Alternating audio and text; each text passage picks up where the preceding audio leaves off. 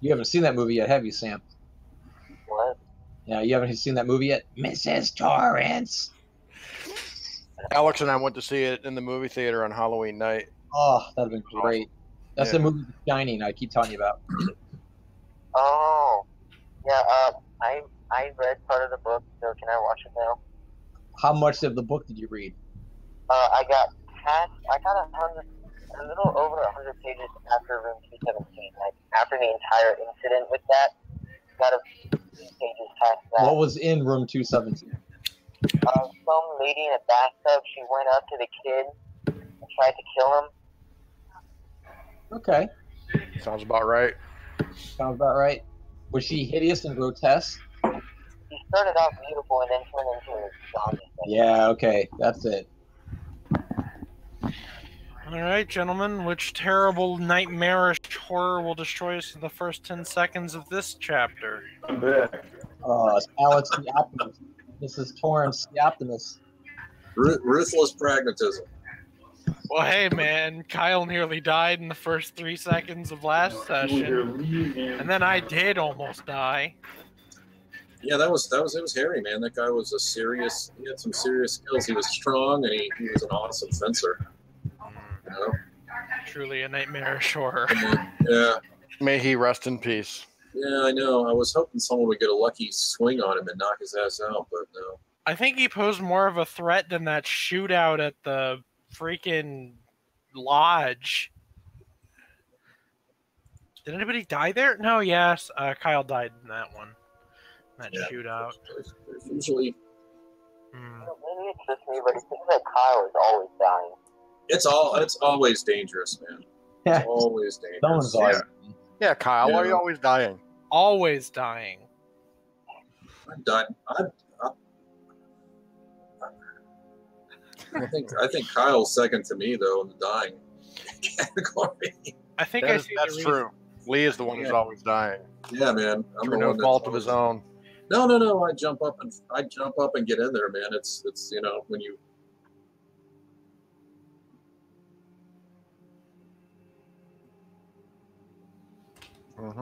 That is true. Okay. Very true. Well, the more I think about it, when you guys had that chance to get stuff from the future, you should have gotten GoPro. Well, we weren't given the choice. I mean, they only had a few items. I'm sure they kept all the good stuff for themselves. Yeah, but think about how good a GoPro is. You got 60 seconds, no one would know it's there. And you could just record all audio and visuals. I don't think a GoPro was an option. Okay. In fact, it depends on how far in the future they went. Remember, we only got a tape recorder. So it sounds like they went up to the 80s and 90s. You know, GoPros didn't even exist then. We don't know how far into the future they went.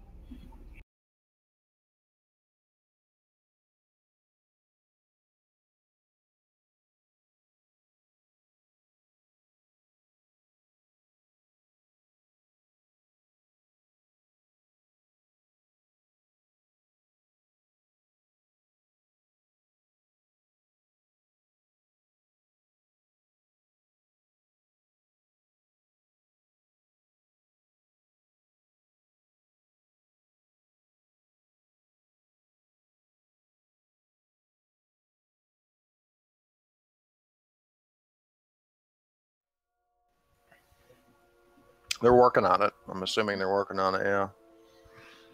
Meanwhile, the best piece of alien technology that we've guaranteeably gotten to work is on Professor Shotgun, the magical carapace.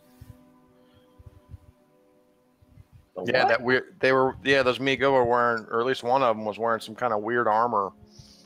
It was like slime armor. Yeah, and the first thing Rhett did after we killed it, I put it on. Oh, that's right. Yeah, you press a little button on this little silver device, and it covers your body in this sort of like greenish gray gooey web. And then you press the button again, and it kind of rips off your skin and your hair and shit when it comes off. It kind of hurts taking it off, but... So I've been thinking about my next character for when I die. I'm going to be a professor, and I'm going to be nicknamed Professor Shotgun because I heard someone talking to me. It sounded like they were saying Professor Shotgun or something. I don't know. Yeah, Rhett's playing Professor Underbook, and he's a surgeon with a shotgun. Got it. That's what I heard. The Hippocratic Oath, I'll do no harm. Well, and he just made some insane rolls, man, with the shotgun. He was rocking with it. Yeah, so I guess the next step is to head out to Devil's Canyon. Okay. You're going to be driving out to the mountains. AKA Gorn Rock. Yeah, and I think we discussed a little bit about what you guys were going to take with you. You're probably going to need 2 vehicles to carry all this shit, but I think we thought you guys would take a generator so you guys would have electricity out there because you're going to be out in the middle of nowhere, along with the Cthulhu kit, some camping gear, stuff like that. How many cars do we have? That's a good question. Yeah, well, we've got your car, the Packard 6. That can hold, 4 people. Weren't we going to try to get a truck or something from the? That's right. Yeah, you guys talked to Winwood, and he said that he would get you guys a truck that you could take out there. Why don't we just kill them all and take all the trucks we want? Say that again, Sam. Why should we pay for a truck when we have the capability of killing them all and just taking their truck? Well, because we're not murderers. We're chaotic, or we're lawful good, trying to save them. That's personality. This is not D&D. Let's just kill them and take their horse. We're we have to deal with police, and crime, Yeah, the last thing we need is, the 1920s version of horse thievery on our track record. I mean, we've already nearly killed a famous actor. No, we killed a famous actor. Killed him. We nearly got blamed for it. We still may. It was self-defense. Kyle's connection is intermittent. He's having a hard time with his phone, so he says he's going to try to communicate, but he should be done with the MRI pretty soon, and he'll run home, and then it'll be solved. But he may or may not be able to interact that well for a little while. Well, Lee, just tell him to type in Roll20 if he needs to type. If he can't talk, just tell him to type. Gotcha. And I'm going to shut down Discord, actually. All right, everything looks good here. So we were talking about gear. So yeah, you guys can get a truck from Winwood. You've got Cooper's car. You can strap some stuff on the top of that, and he's got a pretty good sized trunk in the car. I think we should get an ambulance or something. That way we'd be able to use sirens. There's a lot of good stuff in an ambulance. Oh, Dr. Van Helsing loves that idea. Too bad he's not here for that. Oh, is it? Well, shoot. Do we not have a doctor? We could get a black Trans Am. It's been done. Yeah. The 1920s version of a black Trans Am, anyway.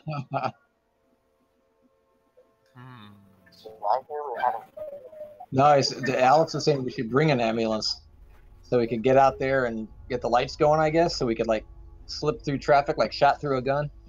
Yeah, that's one thing. We'd be able to get through traffic. We'd have more leeway as far as traffic laws, and we just have an ambulance. Well, here's the thing. I was just about to explain it to you. There's no traffic. You guys are driving out into the mountains, outside of Los Angeles, out into the Mojave Desert. It's about a 4 or 5 hour trip on a good day. The roads are bad, especially once you get out towards where the area of Devil's Canyon is. A lot of uphill climbs, a lot of downhill rolls, but no traffic, Okay. Well, are there people that patrol this place, like park rangers? In the 20s? No way. No? Okay. Half the places weren't even designated national landmarks yet. Well, what I was thinking, though, about the siren, I mean, with the siren, what we could do is we could use that for all sorts of things. Like, we could turn it on and leave it on if we needed assistance or were stranded out somewhere and needed to call attention to ourselves. Here's what the route consists of, okay? When you guys leave Los Angeles, you're going to be heading out to San Bernardino, which is right around the area where it's a tribal area, Native Americans out in this area. It's where actually Kyle's character is from.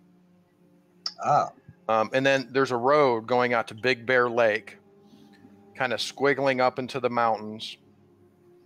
And then once you guys get past the lake, you'll be traveling down near Baldwin Lake towards Victorville, which is the closest town, I believe, to Devil's Canyon. And it's just a small little town up in the mountains. And then once you leave Victorville, it's another hour and a half or so up in the mountains, and then driving down into Devil's Canyon itself. So we're going to get to Victorsville first. Yes, you'll get to Victorsville, and then from there, heading to Devil's Canyon, you'll be traveling down through the Lucerne Valley, which is kind of a flatter area, known for, cattle and shit like that. And then eventually it'll turn into the wasteland of the Mojave Desert, back up into the mountains and then into Devil's Canyon. The canyon itself Devil's Canyon itself is only about 1.5 miles to 2 miles long, and about half that wide. And this is where they were shooting the movie out there. Okay. And reportedly, back in the 1800s, where the Hotek Indians dwelled. Okay. Now, do you think before we do all of this that there's anything left that we need to tie up here? Like, isn't it a little weird to the company that we're out here for that we show up, their actor mysteriously dies, and a fire at the place we just so happen to go to? I don't know. Well, I don't want to stick around and find out. Let's get the hell out of here. Well, as I said, you can be fairly certain there is a police investigation going on, and some of you guys, if not all of you, may be sought for questioning. Yeah, well, but it's only been 24 hours since it happened at this point. So what's happening? Leaving, man. Let's head to Victorsville. Let's go. Yeah, but let's do this. Let's decide. So if we're going to have a couple trucks or a couple vehicles, whatever the consistency is, I'd say we need to get 2 generators, 20 jerry cans of gas, 100 gallons of water, like 2 50-gallon drums of water, 3 tents, like a large canopy, crate of dynamite. Okay, case of dynamite. Yep. And some rock climbing gear, like ropes and grappling hooks and stuff. Okay. And food. You want rations for 2 weeks? Tom, you may have to convey what Sammy's saying. I can't hear him very well. What did he say, Tom? Yeah, what did you say, Sam? What? What did you say? What should we get? I said you should get a pole vaulting pole. Oh, a pole vaulting pole. Nobody knows how to pole vault. Yeah, but we can learn. That doesn't seem too terribly difficult. It's been done before. I had a character that did that once. Yeah, so like all the basic supplies, man. We're like bivouacking out there, dude. Exactly. Like, everything. Does anybody have any dogs? Yeah. Does anybody have a dog? Nope, I do not have a dog anymore. Okay. My dog's back at my home country. You have a dog? Maybe Bear does. Does Bear know anybody? Bear has a bear. Okay, so generators. Hey guys, I'm stepping out of the MRI place right now. And yes, I'm armed with a bear. I have no idea what we're fucking talking about. What are we doing? We're gearing up for the expedition out to Devil's Canyon. Yeah, okay, so Cthulhu 2 generators. 2 generators, 20 jerry cans of gas, 100 gallons of water, 3 tent, 1 large canopy, case of dynamite, rations for 2 weeks. Trying to think of what else we need. We got water? Food. Yeah, 100 gallons of water. Yeah, food, water. Yeah, rations for 2 weeks. Rope. All the Cthulhu kit. The powder, the dust, the guns, all that. Yeah, I do have my poisons. I'm just writing down on my character sheet like what we're bringing that is not on everyone's character sheets. I'm putting it under my gears and possessions. Sean. Okay. Some clean underwear. Yeah, changes of clothes. Oh, and mountain climbing stuff. Bear's going full assless chaps on this one. No need of change of underwear at all. This is all native for me, baby. Do you know these people? You've ever been to Vicksburg? Is that where we're going, Sean? First, we got to pass through. Yeah, Bear would probably know the area fairly well. I don't know if you heard, Kyle, but basically you're driving out of Los Angeles, about 60 miles out of Los Angeles to San Bernardino, which is kind of your tribal area, you know, of your Indian tribe. And then on to Big Bear Lake, that kind of squiggles up through the mountains, passing the lake, and then on to Baldwin Lake, which is near Victorville, which is a point about halfway between Los Angeles and Devil's Canyon. And then past Victorville, it heads down into the Lucerne Valley, which is kind of a big kind of cattle country. And then heading south down into the Devil's Canyon area itself, into the Mojave Desert. Okay, yeah, I didn't hear any of that. But like what I heard sounded like a robot throwing up its oil or something. But that helped. What you just said, I got all that. And Okay. does Bear know this place, Sean? Is he familiar with all this? Of course I do. I Yes. can tell you where the rattlesnakes dens are. So you know what we need to bring out here in this long bivouac. Exactly. I know exactly what we need to bring, and I tell them all what to bring, Sean. You know the I know what local those things people, the local tribe. Yeah, I am the local people. Oh boy. So Yes, he All the is. local people? Of course I do. Sean, tell them. are your local people dancing around with Cthulhu people? No, that's not me. Huh. I work for the Catholic Church. the fucker. other people. Don't be You know silly, what I'm man. talking about. It is the Mojave Indians, I believe, that are the indigenous people of this area. Okay. Outside of that, maybe a horse with no name, and then I think we're good. I guess, Sean, right before we head out, was there any research we could have done or can do on the Indians of this area? Like, specifically? Like, and any stories of arcs or mythical... Well, yeah, you guys actually did find some information about that, about the Hotek Indians. Who's the bad ones? Hold on a second.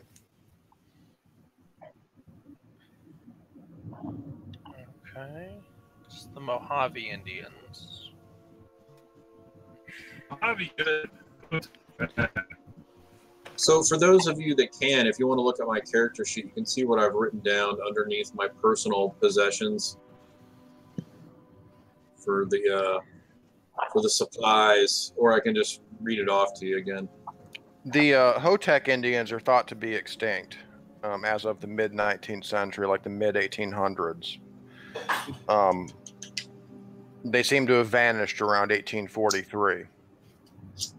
And most scholars who are in the know sort of conjecture that they died of smallpox, but neighboring tribes believed that the Hotek had found a way to live on in ghostly form. And you learn this from the Kinship, Inheritance, and Worship in the Mojave Desert paper written by Dr. John Scott. And it said in tales of these neighboring tribes that in this ghostly form, that they could only be destroyed by burning their souls while reciting an ancient chant that came from those who live under the world. And you guys have a transliterated version of this chant. We have it on tape too. Oh, that's right. We do it on tape. That's right. That's right. And we have flare guns. Burn. Okay. And most of this information comes from like ethnographic sources where, they're just transcribed conversations with living Indians and ranchers and stuff in the area that have been passed down by word of mouth. So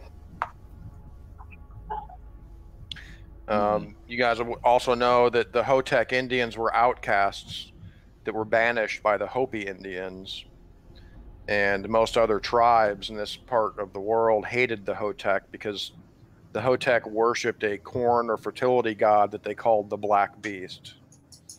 Right. And Oliver Whately came down and helped them out, learning the terrible secrets of their religion. Yeah, well, the thing was, this Black Beast worship required cannibalism as part of it. All this information is coming from Bear as a campfire. There you go. Yeah. But the worship of this fertility god required cannibalism as part of its rites. It's also known that they worshipped another deity that they called Yig, father of serpents. Uh-oh. And then, of course, the story of a missionary named Oliver Whately in the mid-19th century. The Hotek Indians were contacted by Whately, and it was kind of hinted, perhaps, before you guys learned from these papers, but later confirmed that Whately belonged to an organization called the Lords of the Silver Twilight. And it is said that instead of turning the Hotek from their cruel religion, Whately perversely encouraged the Hoteks and provided artifacts and knowledge that strengthened their connection with the Black Beast and with Yig. Now, it says here that they're also shadows now, like they're ghost people. What was that powder? Was it the Ibn Ghazi powder that allowed us to see invisible things? Like you throw it on something invisible and it becomes visible? Supposedly, yes. Yeah. Can we get some of that stuff? Is that something we can do now? We have 3 doses. Bear's got 2 and I've got 1. That's actually different. That's the dust of Suleiman. Oh. Yeah. However, Dr. Van Helsing back in Malta, thousands of miles away, has probably by this time learned that spell, the powder of Ibn Ghazi. That's what he was working on when you guys left Malta. As I recall, that requires like ocean oil and all sorts of. Perhaps he could send you some in the post. Yes. Right away. Well. Yeah, we definitely send a telegram to Malta. Can we ask him to drop it in a care package over like the general coordinates of the movie? You're not serious. Now, if Hal Dallerin, if Ambassador Dallerin were still part of the party, perhaps you could. Wait a minute. No, wait. We can get the powder. We just got to go through the box. Ooh. Oh, you're right. Oh, you guys have a box. We got the box, so we can just pop right back. Yes, Tom. So awesome. We might lose a little sanity, but we can do it. So who wants to go through the box and go get it, man? Oh, it's your idea, so I give you the liberty. Where do you want me to go? Now we need to go out to the desert and get this powder, and then come back. The doctor's got something for you. Or no, you know what? No, here's what happens, guys. What happens, Tom? As you guys are heading out there, just as you're about to head out, the doctor opens up the trunk. Excuse this crude interruption. And he hands you all powder. and then he closes the box and he heads back to Malta. He's gone. Yeah. What powder is this? If he's gonna jump out of the head in the box, then I'd at least like to see the music and the face come across in red. Yeah, it's this magical powder that we can create out of all these weird enchanted stuffs, and it allows us to see either invisible creatures, supposedly, if we like If we sprinkle it on an invisible being, it becomes visible and I think tangible too. I don't know about that, but maybe, hopefully. And alternatively, we can use it to draw elder signs if we know the spell. So, Sean, if I have that spell, if I have that powder, and I figured it out, I just say, hey, man, I'm going to go and give it to these guys, and I'll take the sanity. All right. Well, all right. Yeah, that's what I'm looking up right now. What it takes to pass through the black box. I believe it does cost sanity, perhaps power, but let me double check here. I think it costs like 1 or something, like each way or something. Couldn't you just tie it onto the end of a large stick and pass the stick to the box? I mean, at that point, I think you're comfortable enough with the concept of the box that you don't have to lose sanity. I mean, isn't that kind of how it is with monsters too? If you encounter it enough, it starts becoming more of a regular thing. Or it could just be a sketchy teleportation. You can still take sanity from something you saw. You just can't take. It's not like a random amount. You take like a set amount of it. Gotcha. Yeah, like a reduced. Yeah. It's like, that thing that blew my mind. It's only 1 sanity point. All right, so technically, okay, to travel through the box for that distance, we're probably looking at about 6,000 miles to 6, 8, 10, 12. It's going to be the equivalent of being dragged off a United flight. Yeah, each way, a one-way trip through the gate box will cost 12 magic points. Oh. Holy shit. And 1 sanity point. Does anybody have? Well, here, let me double check. I've already got 13 magic points, so that's a one-way ticket. I can only go there. Right, and then you would have to wait probably for a little less than 24 hours. You gain 1 magic point back per hour. So it sounds like come on out, Doctor. Yeah. And 1 sanity. And 1 sanity. That's no problem. I think. The doctor pops in the box. Like secret knocks, like a secret language. No, we just use Morse code on the box, and the doctor always has it by him. No. I don't give any Morse code. I don't give any warning. I just bust open and crude this. Bam! This crude interruption. I think we all take sanity just from seeing the doctor. There he is.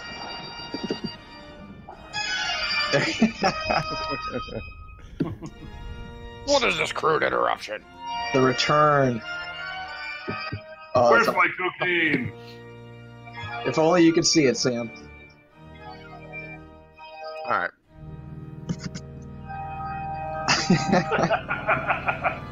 I like the swirling organ already. God. Awesome. Over there? All right, so Blackwood has the points to do it, right? He's got 13. So Blackwood, you're able to travel through the box. You pop out the other side in Malta.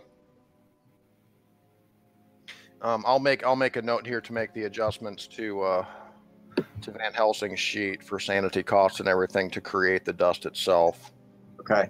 And he's only at 39 sanity now. Should he have healed some more? Well, isn't he studying the Necronomicon? No, that's Dr. Underbook is doing that. Ah, good. Yes. Yes. Let's see. Powder of Ibn Ghazi. That's good, because he might have enough armor to survive an otherworldly hand coming out of the other dimension and snatching him into the abyss. As happens with the Necronomicon. Now, I don't know if you guys remember, but back in the Edgar Casey days, Edgar was studying how to make this powder. And it took all different kinds of really strange and exotic and rare substances, which the group still possesses. So luckily you possess all of the strange compounds and stuff needed to create the powder. And lucky for you, it basically just costs 1 magic point per dose, and a couple of days of preparation.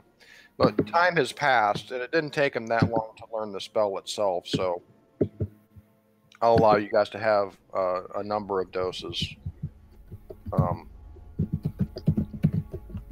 Good stuff. Available. And I believe it would actually predated even. It predated even.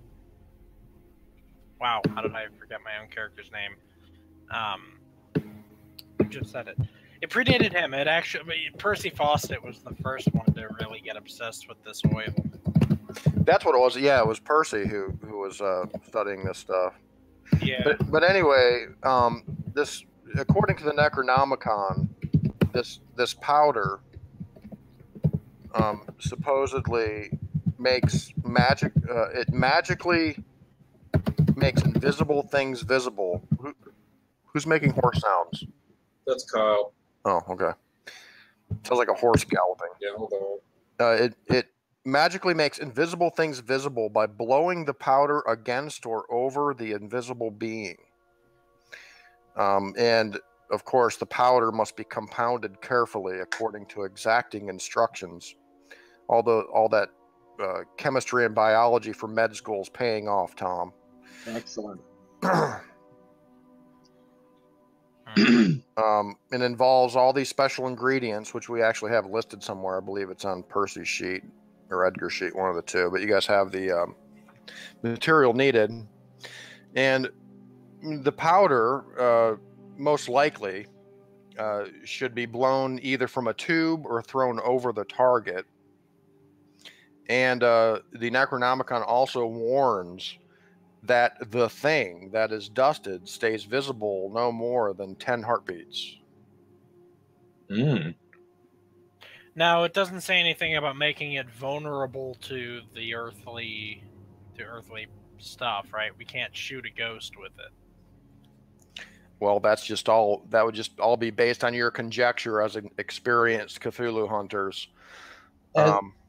Does the doctor think that the same creatures that become visible with this stuff would be Cthulhian creatures in the same vernacular that the Blessed Sword would attack? In other words, I mean, are they both used against the same type of creature, invisible and Cthulhian? Are they possibly? Not much is known. I mean, from what you guys have learned since arriving in Los Angeles, it sounds like there's a haunting or something, right? But you guys would, of course, conjecture that there may be some kind of otherworldly beings involved in this, that they're maybe not simply ghosts of Hotep Indians, but something much, much more horrible than that. Right. Well, the things, the thing that we have here, the kinship, inheritance, and worship in the Mojave Desert, I mean, it specifically says that these tribes may have become like spirit beings, which is why I bring it up in the first place. I don't think these are ghosts. I think these are physical creatures like people, the Indians, who have transgressed into another plane. And that's why I think we might be able to bring them back with that dust, even if it's just long enough to kill them instead of having it like steal our gun and shoot us. Yeah, well, the Necronomicon says that it makes, things that would normally be invisible visible. In the quoting the Necronomicon, for no more than 10 heartbeats. And I, as the keeper, should point out that although using the powder costs no sanity points, seeing what it may expose could provoke such a roll. Of course. Right. So maybe the smart thing then, if we have the magic sword, we might want to, have the guy with the magic sword toss out the powder, then slash at it. That seems like our best chances of dealing with ghosts. Yes, that reminds me. I believe you guys also have an enchanted iron wood axe as well. Yeah. Correct. Yep. I'm not sure who's wielding that or is carrying that. I'm assuming it's part of the Cthulhu kit. Let's give it to Bear. I think Bear already has it, actually. Yeah. Yes, I'm real good with it. And you do have 2 enchanted weapons, I believe. Blackwood hands the cane off to the doctor on his way through. Well, Blackwood has the cane, doesn't he? Yeah, but he gives it to the doctor when he comes up with the powder. Because doesn't Blackwood go back to Malta and then the doctor, or the vice versa? Then the doctor pops out. Well, no. Blackwood shows up in Malta, gets the powder, and I'm assuming now he's going to go back to Los Angeles, back through the box. Yeah. Oh, okay, got it. Yeah, and Blackwood would have the enchanted silver cane sword. Cool. So we have all the mundane gear and all the not so mundane gear I think we'll ever need. Let's hit the road. So let's say that you have an adequate amount of powder of Ibn Ghazi for, say, 6 doses at this point, okay? Mm-hmm. All right. 6 uses. Use the powder of Ibn Ghazi first, and then the enchanted weapons, or the dust of Suleiman on it. Right? Dust of Suleiman. Or possible, yeah. That's Tom has 1 dose, and Bear has 2. What's Those that are from stuff? That stuff's from Corso. It apparently affects or damages certain types of mythos creatures. Oh. Good stuff. Yeah. I believe but we're not sure. It's just another. With other style of creatures, it just acts as a sneezing dust. Lee, I'm going to give you my dose because I've already got the other powder to make them visible, and I got the blessed cane, the blessed sword. Okay. I can't wield all of it, so I'm going to give it to you to the. Okay, cool. Yeah, sure. I take it. All right, thank you. Dust stab. 1 dose of Suleiman. Okay, cool. Thanks. I like it. Let's do it. Let's get out there. Let's kill some ghosts. I give you one of these. There's 6 doses of this. Powder of Ibn Ghazi, yes. Powder of Ibn Ghazi. Okay, so Sam, do you want one? Sure. And then who should we should spread them out, right? Everybody at least have one. Oh, we could all have one. Yeah. Well, whoever's got, and just keep in mind, whoever's got good throw scores are really the people who should have it, man. That is an excellent point, Lee. Whoever can throw stuff. I have a 60 throw. I have a 50 throw. Okay, so Bear's definitely whoever's got, what's your throw skills, guys? Clark, Sam, yours is 20. That sucks. Okay. Boo. Okay. Blackwood is 60. Oh no, 40. Okay. Right. Well, I can pack the stuff. Well, I guess I can't pack it in a hollow dart. I could mix it with some water and just pack it in a hollow dart. Yeah. So Alex, your character is proposing ruining one batch, right? John, you said the Necronomicon suggested blowing it through a tube. What would we roll if I was blowing it through a tube like a blowgun? Yeah, actually, Van Helsing suggested that. I don't know. It depends. It probably depends on how close you are to what you're trying to hit with it. If we just packed it into a shotgun and shot it, what would happen? It'd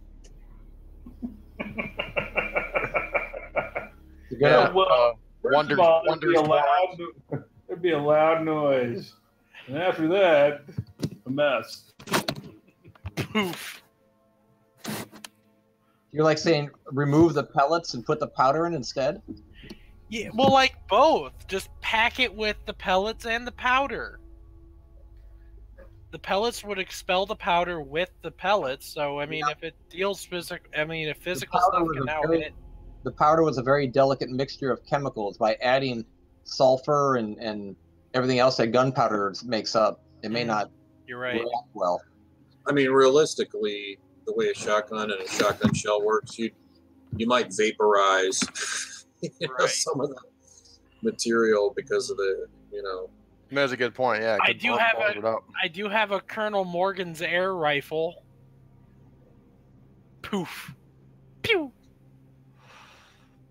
Yeah. What's your skill on it?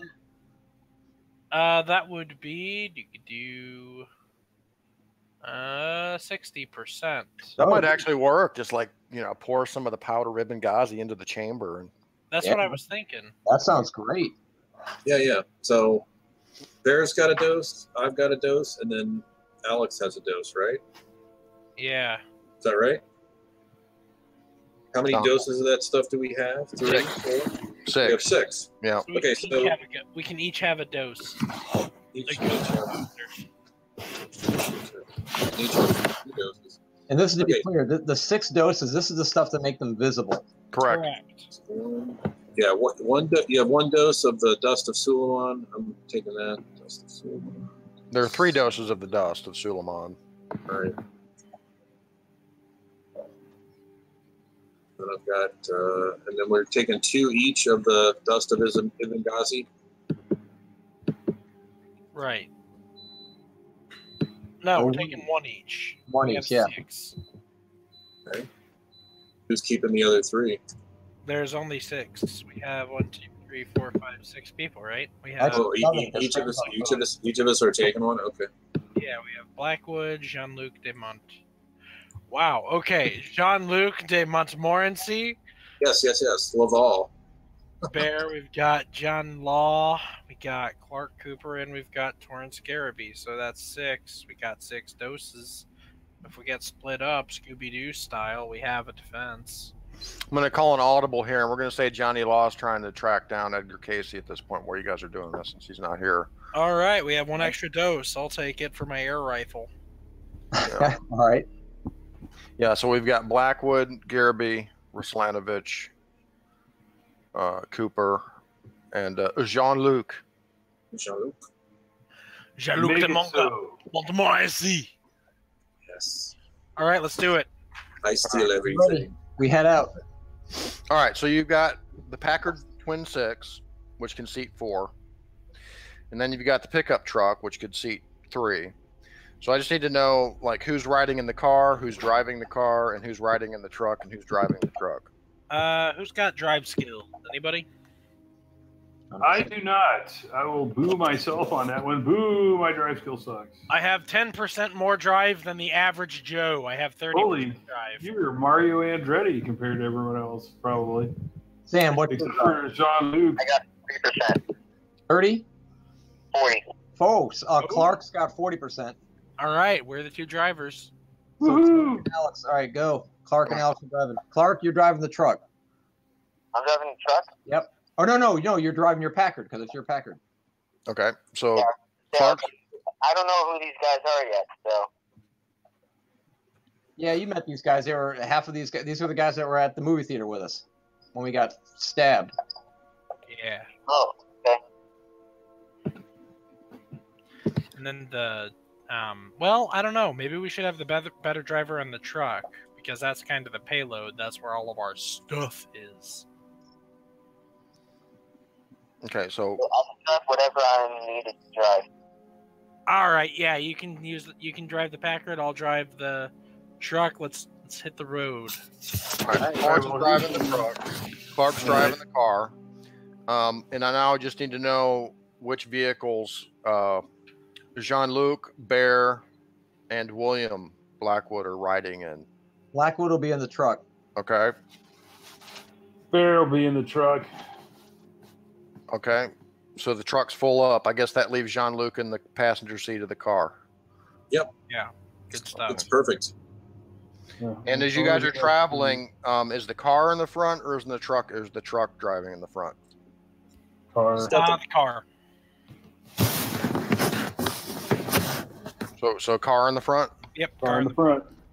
Car in the front. And you can look, Sean, you can look at my character sheet to see what's all in the truck as far as supplies I've got written down. Yeah, I did. I took a look at it. We're good when they want marching order.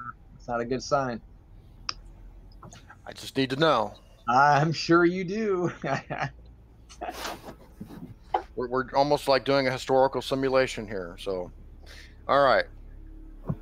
All right. So you guys kick the tires, check the fluids, and you're off. Mm-hmm. And let me look at the date here. This is going to be November 17, 1924. It's good weather here in Southern California. So you guys leave early in the morning, I'm assuming. And Los Angeles is about 60 miles behind you. before you reach San Bernardino. And the road to Big Bear Lake squiggles up for miles. It's some pretty steep grades. The hills are pretty steep out here, so it's kind of slow going. You guys are always kind of worried at this point as you're driving up into the highlands here of your vehicles overheating, but they seem to be doing pretty good so far. The roads are narrow and twisting. The road is gravel, basically. And these narrow, twisting, graveled roads are driving through piney mountains. And there are no signs, there's no places to pull off the road. These are very narrow roads. There's no lane markers.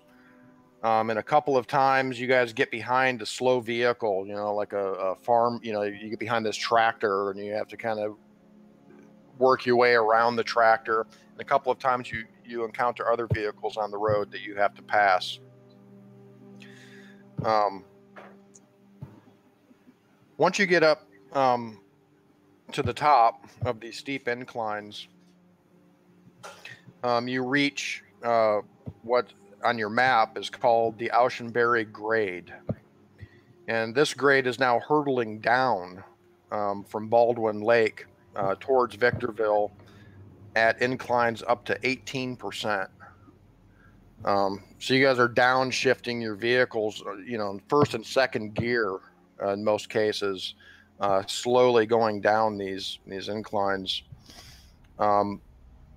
And mostly the road traveling down from Baldwin Lake towards Victorville is pretty straight.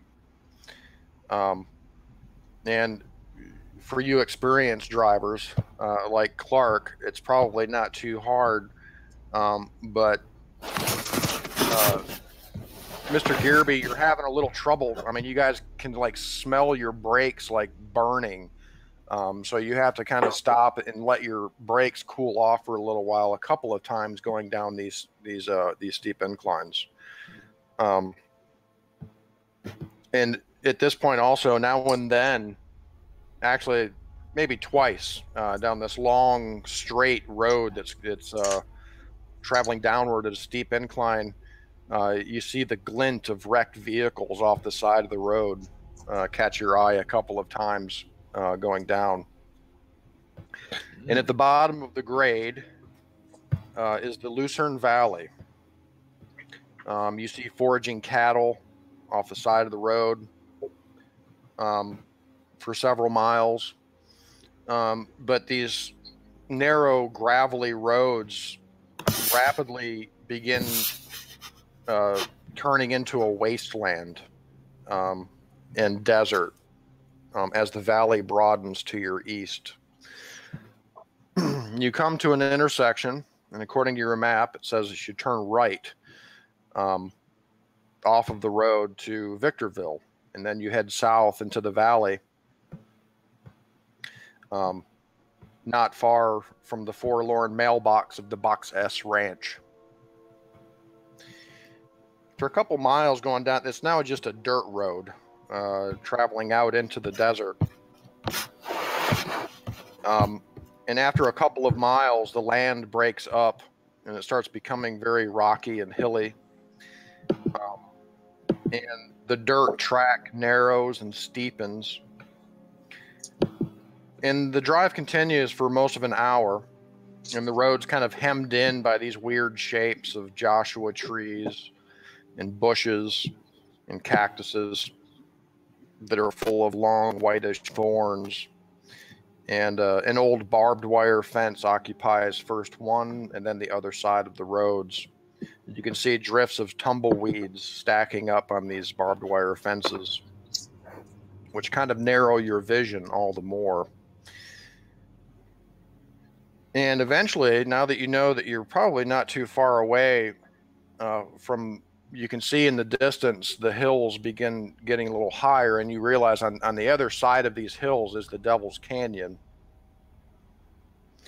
And as you start climbing into these hills, everybody give me a Let me see. Here, hold on a sec. I need a character sheet. Actually, I'm just going to roll this here. Yeah, 1, 2, 3, 4, 5. So wait, I'm sorry. Are we having trouble on a hill? What's going on? Hold on. We're about to see something. Keep you in suspense here for a moment. We took out all the mirrors, by the way.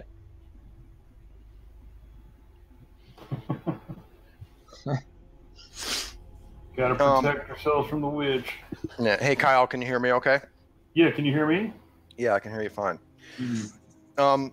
Bear, riding in the truck, you're kind of sitting in the passenger side of the truck, near the window. You got your arm hanging out the window. And you notice as you're climbing up into these hills, this sort of silence up here. Normally you'd hear insects, perhaps some howls of coyotes and things like that. And as you're driving up here, you don't hear any sounds of insects. There's no sign of living things. There's no sign of, insects or snakes, or there's not even any, buzzards circling up anywhere up in the sky. And Bear, you begin getting this weird sort of feeling, like it's like a very tense kind of feeling, like your shoulder and neck muscles feel kind of tense. And you begin just having this very strange, weird feeling of tension, especially now that you're noticing that there doesn't seem to be any signs of life that you would normally see out in this area. I'm not. All right. Well, sounds like we're getting closer to our target. And and Bear silently laments the fact he won't be able to put a rattlesnake in somebody's sleeping bag. Yeah, you were kind of hoping to do that, but it's hilarious every time. All right. Well, I lean over. It's like Blackwood sitting next to you. Blackwood. Dark things are afoot. I let you don't say. You might have to break out some of that legendary Mason strength and go back to the Tentacled Mountain. So the car and truck, the road crests over this hill, and you guys are going really slow. You're going like 15, 20 miles an hour tops up this hill. And as the road crests the hill, and the car and trucks, the noses of the car kind of begins to nose down slightly, and the land before you suddenly opens up. And the road here has narrowed yet again, and you can see the road winding down the sides of these cliffs below you, perhaps. And these cliffs are about 200 feet high on the edge of the road. And you can see dull brown, spiny, narrow canyons and ravines breaching the cliffs below you. And beyond that, you see a broad level valley. And it's, as I said, it's rather small. You can see from your vantage point, it looks like it's about 2 miles long from your left to your right, and about half of that wide. And so this broad level valley is kind of framed by these opposing cliffs all around it. And you can see that the valley itself is swept with sand dunes, kind of like pictures some of you have seen of like maybe the Sahara Desert. It's like a fucking desert down there. It's just flat and wide, and you can see it's just like sand down here, okay? Mm-hmm. And in the center of all of this, right in the very center of Devil's Canyon, rising up like a mirage, you see these thrusting walls and battlements. You see domed mosques and soaring towers, palaces, tombs, and not far in. So you're assuming like this is the movie set that you guys can see below you as you're driving down this dirt road, and not far away from the set, it looks like something out of ancient Babylon. Okay, But not far away from these towers and palaces and tombs and stuff, you see several slope-roofed shacks, which you assume are like the barrack-type buildings where the cast and crew stayed during the production. And before you know it, you're down out of these hills, driving through this hard-packed sand in the desert towards the set of the movie. Okay.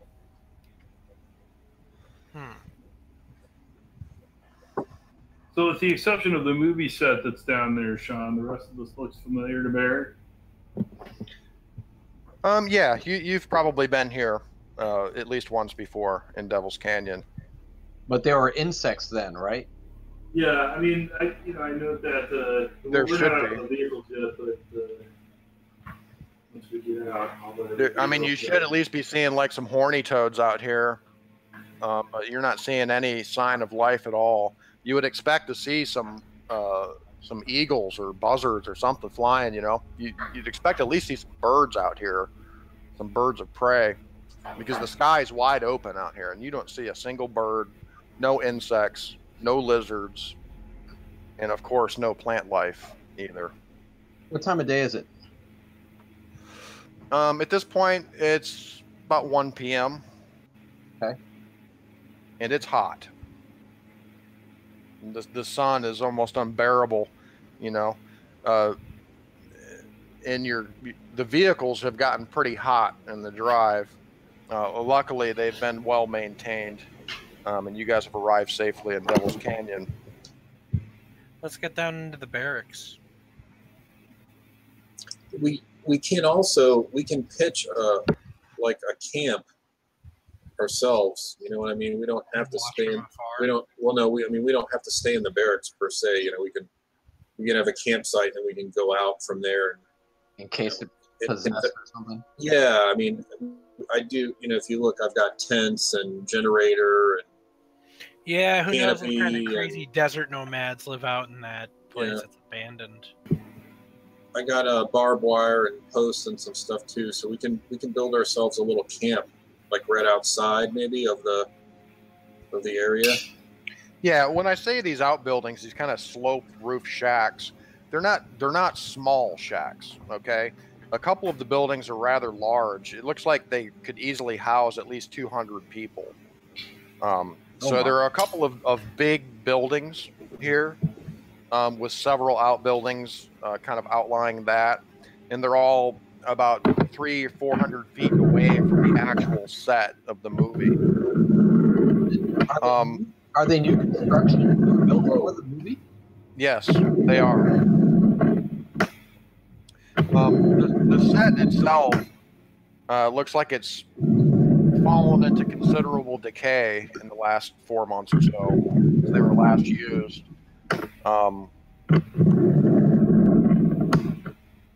There are, you know, a lot of the palace, like they had this big palace set, and these are just kind of fake walls that have been erected and propped up with, you know, 2x4s basically. And you can see although most of the valuable direct decorations have kind of departed with the film company, of course, but you can see that there's still several hundred yards of like tattered and flapping walls hanging over these set walls, and it looks like most of the insides of these fake buildings are just basically bare interior rooms without ceilings. Probably the largest of the false front set pieces is this propped up wood frame defensive tower, and you guys recognize this tower as being in some of the cutscenes that you guys saw with James Raven when he was standing, you know, near this tower, and it's got these battlements up on top, and there's this also a cavernous banquet hall, which apparently served as both part of the set, and looking, as you guys are pulling up and, you know, you get out of your cars and kind of look around, this banquet hall looks like it probably served for like a dining hall as well, because you can see a lot of tables set up inside of this this hall. Gotcha. Now, have you guys seen the lost footage or whatever? The footage from this place? Yes, Yeah, I we reviewed I think so. Yeah. Yeah, we reviewed the clips. Okay. Yeah. What Blackwood what and Jean-Luc have. What weird stuff was in there? Because I remember somebody saying there was something weird with it, but I never got a description of the actual. The actress Wasn't it like? Yeah, exactly. messed with, like something was touching her dress, like it was like she could feel something touch her clothes, and she was freaking out, but she couldn't see anything on the film. So either she could see it, but she could definitely feel it. Gotcha. She didn't have any powder. Yeah. There was no powder of Benghazi on this set. Well, now there is. I suggest. Yeah, I think we should maybe set up camp and wait the night out, just watching the place, casing it, just seeing what happens for one night. You know. I have some reporter. I take pictures of everyone setting up camp. Okay. All right. I don't So we'll try to actually get- know about the pictures.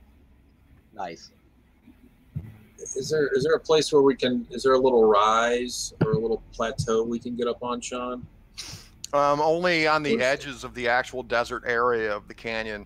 I put up a little representation of a map. You guys have a map of the area, and this is kind of what it looks like. It's kind of an inset part of your road map. Okay. Oh. So this gives you kind of a sense of scale.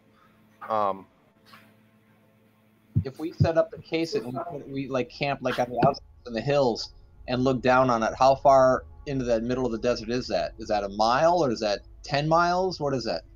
It's not very far at all. Where the set lies.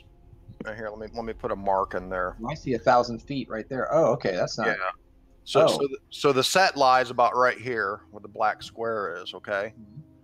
And so you're looking at, roughly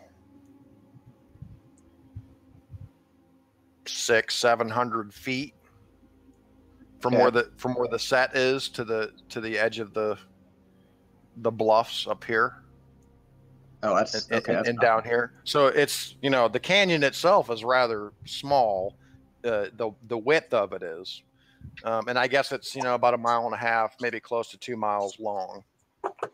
So you guys imagine this. Don't imagine yourself as being out in the middle of this sandy desert. Imagine yourself kind of being in a bathroom sink kind of a thing. Like you guys are in the middle of this area, and all around you, looking up, all around you, you're surrounded by these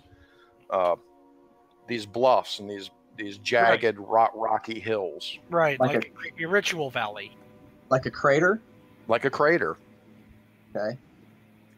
Well, that's not good. That's very foreboding. Why did you have to bring craters into it? I don't know, man. I mean, listen, let me tell you, anytime you're sitting in the dead center of a low area with lots of high rises around you, Yeah. that's never a good place to be. No, it's not. Yeah, you're surrounded by like dull brown, spiny, narrow bluffs and cliffs. I like the idea of setting up camp up in the hills and watching it for a night. Yeah, let's find a nice a place that's defendable. We've got posts and barbed wire. We try to find a decent spot, Sean, where we can see the set pretty well, but also have a perimeter. Okay. So kind of like maybe like up in this area, Yeah, exactly. No. Right here where the road is, right off the road. down this way. Okay. This is the road, right? The dotted line. All right. see. Yeah. Yeah. Yes, it is. All right. So setting up camp like here, kind of at the edge of where the road comes down out of the hills. Yeah. And the cars are backed in so we can drive out fast in case the zombie apocalypse starts. I like it. The cars are backed in where?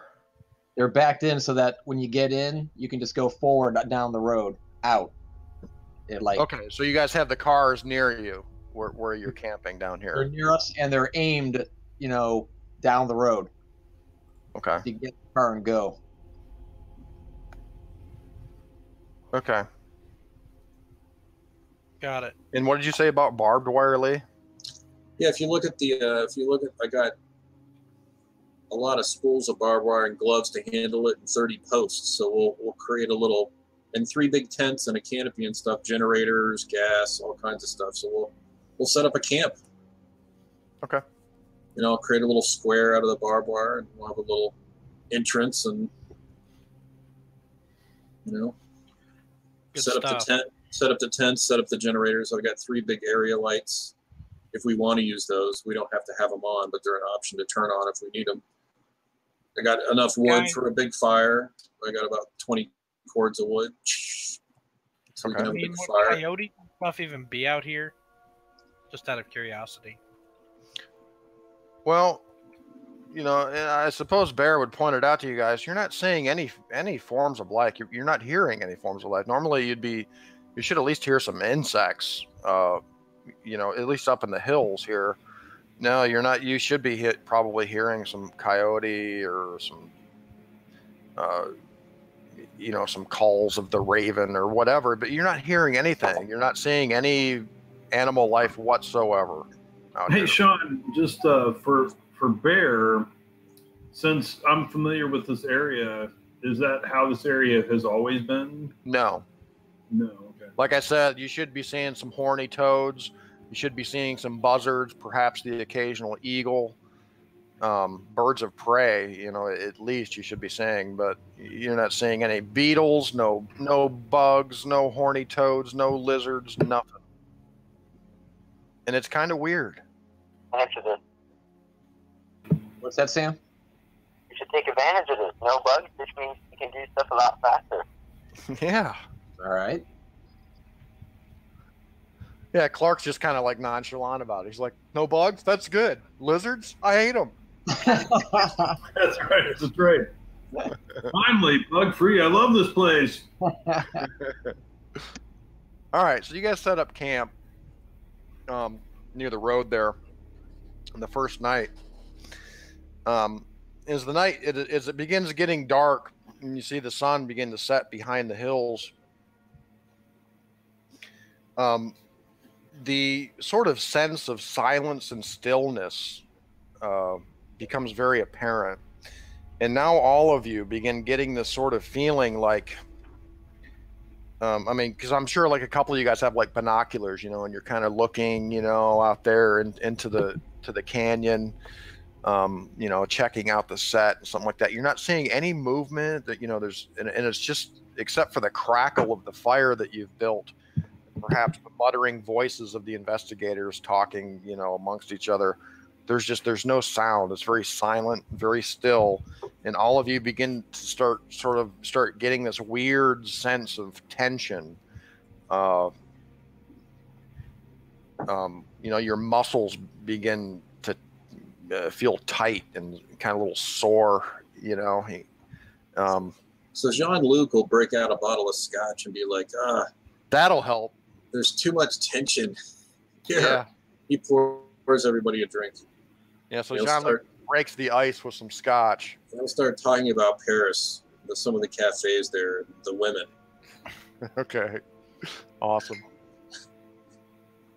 Yes. You have to come to Paris.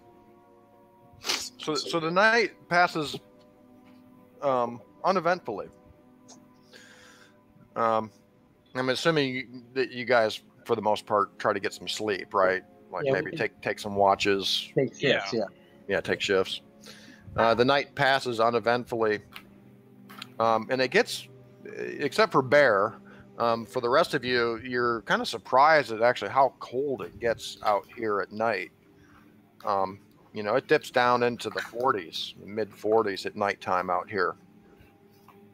So all of you, kind of wrap yourselves in blankets and try to get some sleep. And as the morning comes, Bear, you're on watch. You're watching the sun rise. And again, you begin getting this sort of tense feeling. And there's no sign. You're using your binoculars and you're looking at the canyon. Still no signs of movement, no wildlife, no birds, nothing, just silence and stillness. All you really can see as far as movement out there are just the sort of yards and yards of tattered and flapping walls of parts of the set. There's a slight breeze kind of kicks in from the north this morning. I say we drive down in there, man. Start like poking around in the. Do we know where the main crew, like the director and stuff, where the house he would have been in? Yeah, there's two main barrack-like buildings that the production company stayed in. So we go to the nicest one, the one that looks like the main guy would be at, and go see if we can find that. Let's see if we can find that lens thing he was building. Maybe he left it here. Sean, before we take off, I'll make myself like 3 Molotov cocktails. Okay. Out of the empty bottles and jerry cans that I brought. All right, Jean-Luc's preparing for guerrilla warfare. Yeah, we're in full Cthulhu battle armor mode. Yeah. All right, let me make a roll here. All right, so you guys are just going to kind of take a general like walk around the set and just look around and see what you might find? Yep. Yeah, that sounds like a good idea. I take pictures as I go. I've got my sawed-off shotgun now.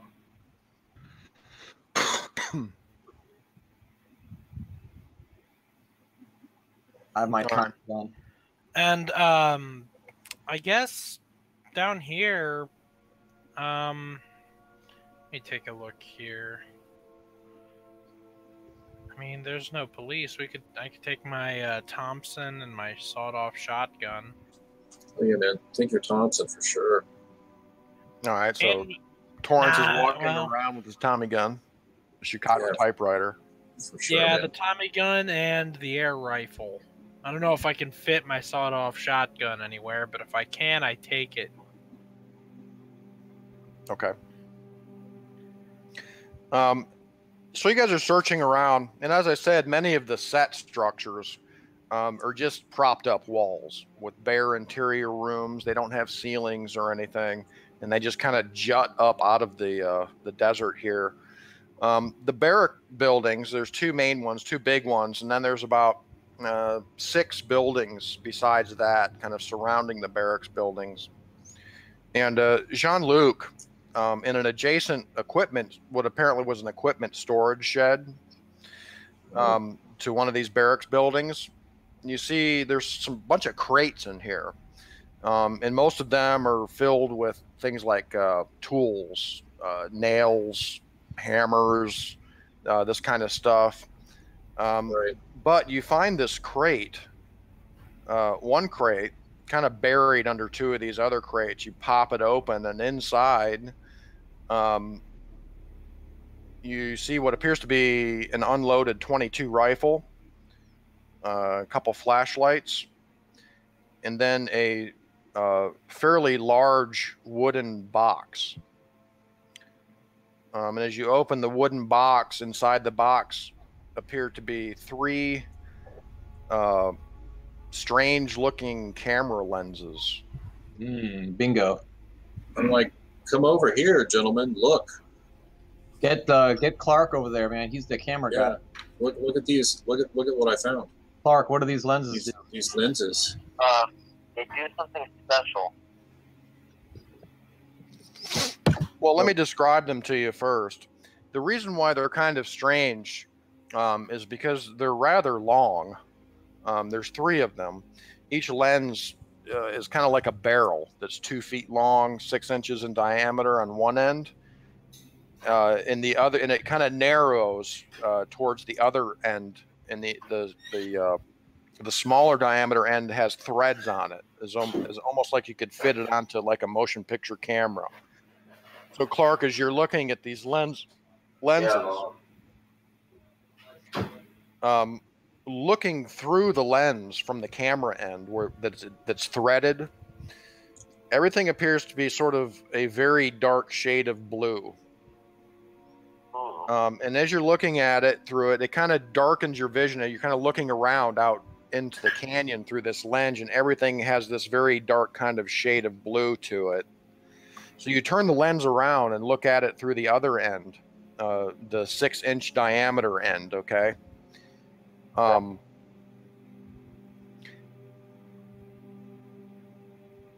And looking into that end, you're shocked. Because all you see looking through the wide end of the lens are swirls of incomprehensible shapes and colors. And you feel your eyes begin to kind of hurt. It's kind of straining your eyes as you're looking through this. It's almost like a kaleidoscope sort of effect, even though they didn't have kaleidoscopes in the 1920s. I believe not until 1928. Yeah, but imagine looking through it and seeing sort of these blurry, swirling patterns of shapes and colors as you're looking through this end of the lens. They're unlike any kind of lenses you've ever seen before. I mean, normally a motion picture camera, it takes a shorter lens for one thing, probably about 6 to 8 inches long, and it's not shaped like a cone like these are. And they appear to be made out of the same sort of material that you would make a conventional lens out of, sort of alloyed metal. But obviously they're not normal lenses. Looking through the end that attaches to the camera, you see the shade of blue. At first, when you're looking through it, you assume that it's maybe some kind of dark color filter. You're assuming, knowing a little bit about photography. To filter out dark colors and make them more light. But looking through the other end is it's kind of crazy.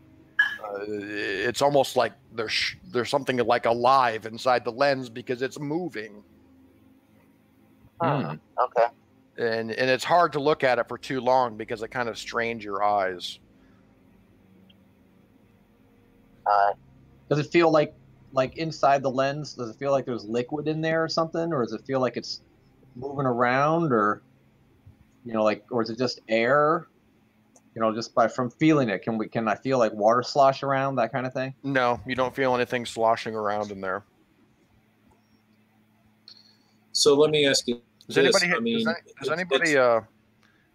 have any kind of physics skill or anything like that? Like any kind of real scientific shit? I don't think any of you are real scientists, are you? No. All right, never mind. Scientist. Just forget I asked. I have electrical repair 40%. I'll tell you what. Hey, Sam, I'm going to let you make a roll for photography, okay?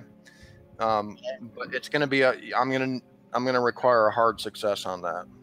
All right, what do you need, Sam? What is it you need to hit to photography? I'll roll for you. All right. So tell me what your photography skill is.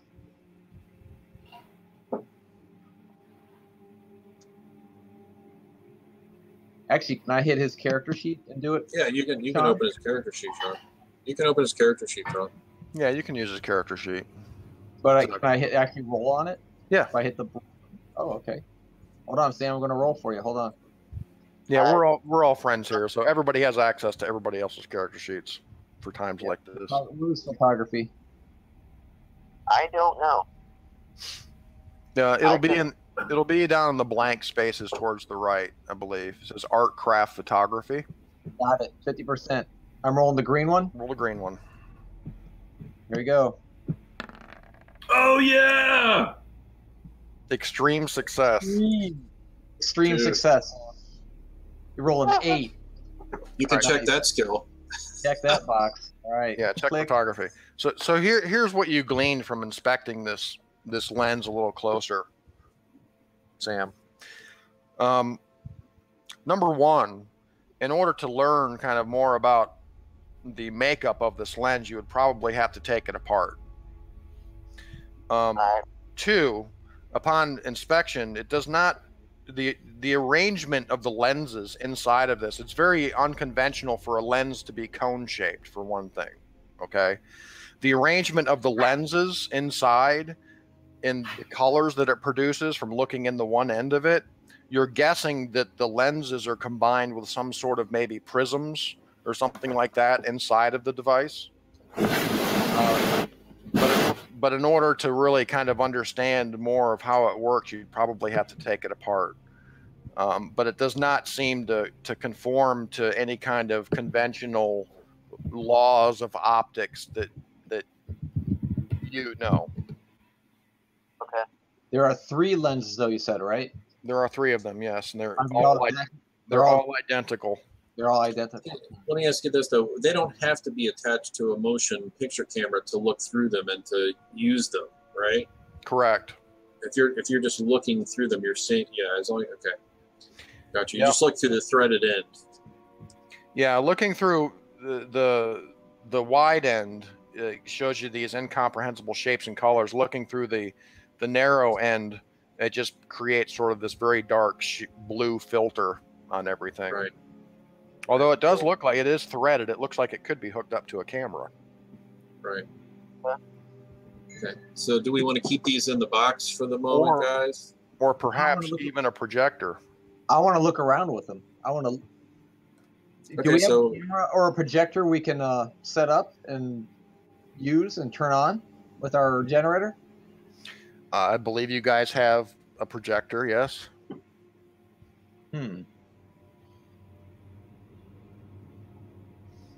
I say we take the projector, turn this thing on, and shoot this light up onto the big screen, see what it does. Agreed. Okay. All right, let the fireworks begin. And you guys also have the outtake reels that you guys talked Grant Winwin into giving you. Dude, yes. The outtake reel, put it through the lens and project it. Put the reel, put the reel, yep, and see what they see. Yeah. That's it. There you go. That's what we're doing. That's it. Setting up a little whole movie. Anybody has a low sanity may want to not watch the film. I'm gonna stand outside and stand guard, just kind of while what things are going on. Okay. Averting my eyes and gaze from this thing.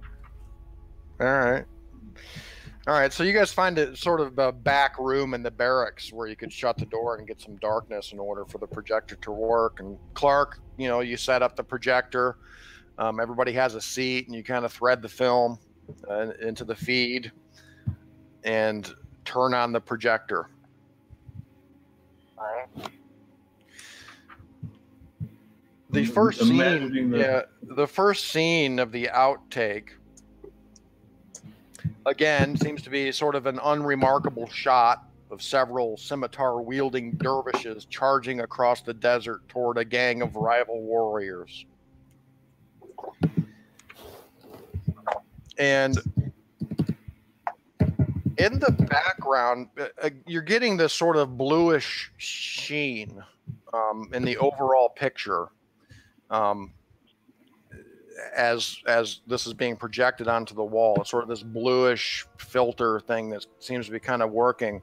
And behind these dervishes that are running across the desert with their swords raised in the air, you can see behind them, sort of in the background, 3 or maybe 4 humanoid-shaped blackish blobs that seem to be kind of floating off the ground like balloons. And they're kind of weaving in and out of the scenery back there. There's like these, big banners that are hung over these battlements and shit. And they're kind of weaving in and out of these tapestries and shit in the background. Now, are we talking this is like barely visible stuff that we're just barely visible? Yeah. They're definitely humanoid shape though, because you can see like 2 arms, 2 legs, and a head, but they're like blobs, like black weaving, shifting shapes, humanoid shapes, and they're floating off the ground. They're kind of bobbing along, almost like balloons. Now, how far away from like the foreground are they? They appear to be pretty far back in the background. So you're all like, kind of like, you see that? You see that? You know, maybe one of you kind of notices it, and like as you get a closer look, you can definitely see these humanoid blobby shapes in the background, kind of bobbing back there. Could they be camera artifacts? They could be. So as those outtakes pass, it's the same shot kind of over and over again. And some of the shots you don't see the shapes. But in two of the outtakes of the shot with these dervishes running across the desert, you see these blobby, balloony looking shapes in the background. About 7 minutes later, you can see there's a scene with James Raven dressed in Arabian garb, standing in front of a wall on the set. And he's mouthing, he seems to be talking to someone behind the camera. And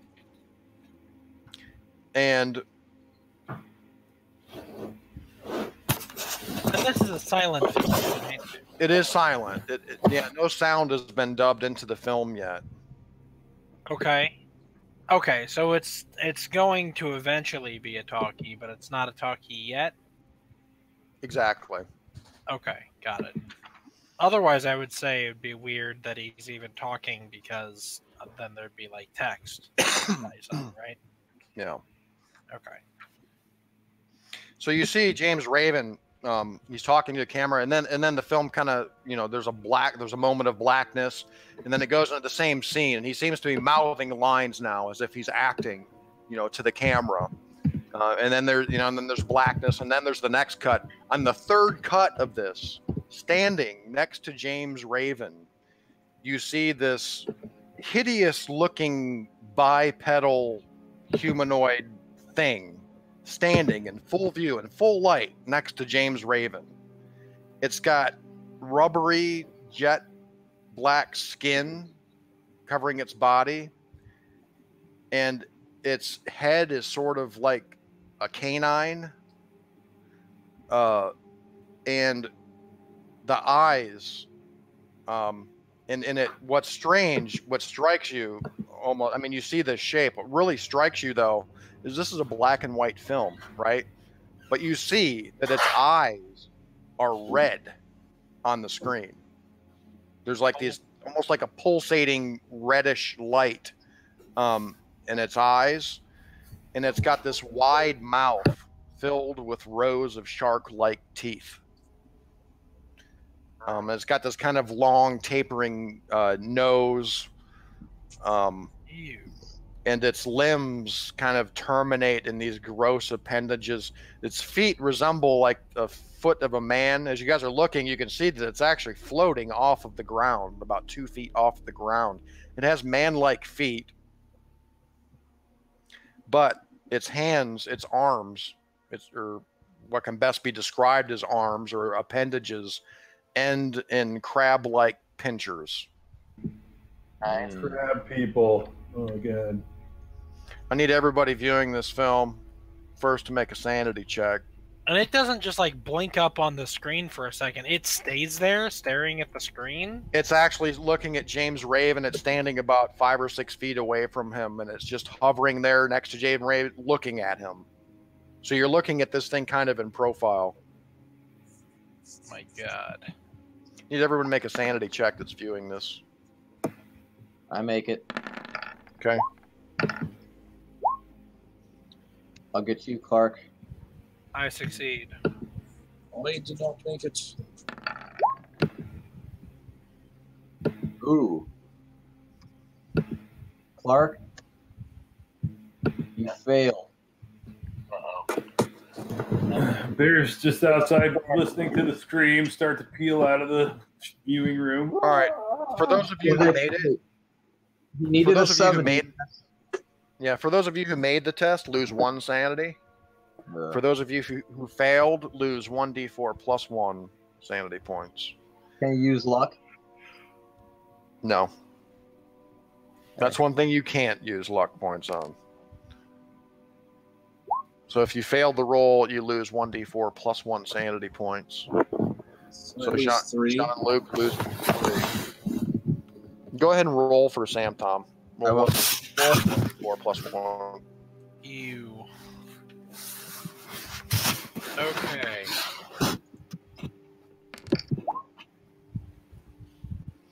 Two. Oh, plus one, so 3. Yep. So Sam loses 3 sanity. Mother, this phone is almost dead, so I need you to call me back. Okay, I'll call you right back. Bye. And did anybody else fail? Who else failed? Gearby? Nope, I'm good. Oh, you made it. Okay. So it goes through several more scenes of James Raven, but this thing appears in only one of the outtakes. The final stretch of you guys actually have to reload the projector with the 3rd outtake reel at this point. And Okay, you're back on. okay, so Clark, you load the 3rd reel. There's 3 outtake reels, so you load the 3rd and final reel. And in the first outtake, it's sort of a brief sequence. You can see the female lead, Monica Anakova, in this opulent interior set. Again, it's all in black and white. And Monica is stretched across this Roman-style couch, peeling grapes, perhaps awaiting her lovers. And the film cuts, and you see the same scene about two more times.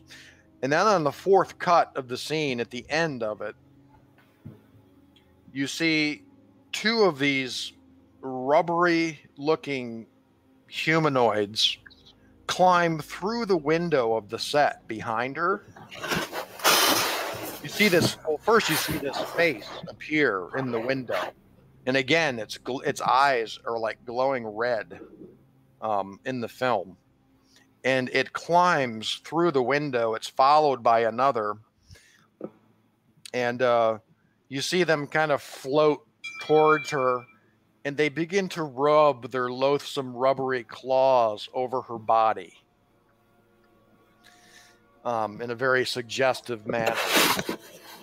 And you can see she's trying to say her lines, or act, but you can see the look on her face, as you remember from looking at the outtakes the first time. She's trying to hide this look of disgust and fear.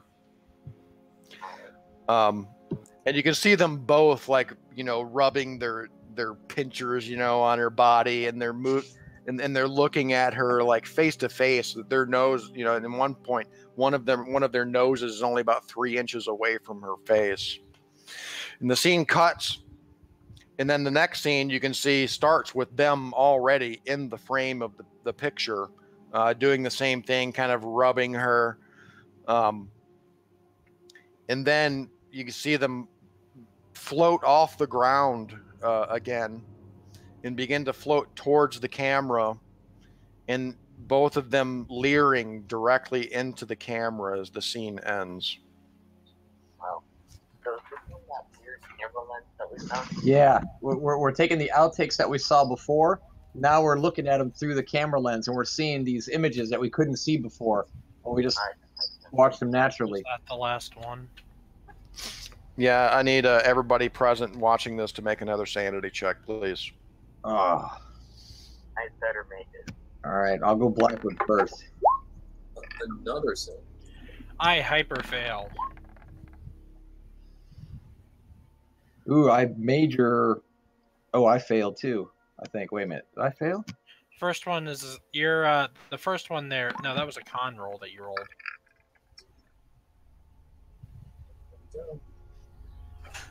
Yeah, I'm assuming that sanity is Blackwood sanity 59, or was that for Clark? Yeah, Blackwood sanity is 59.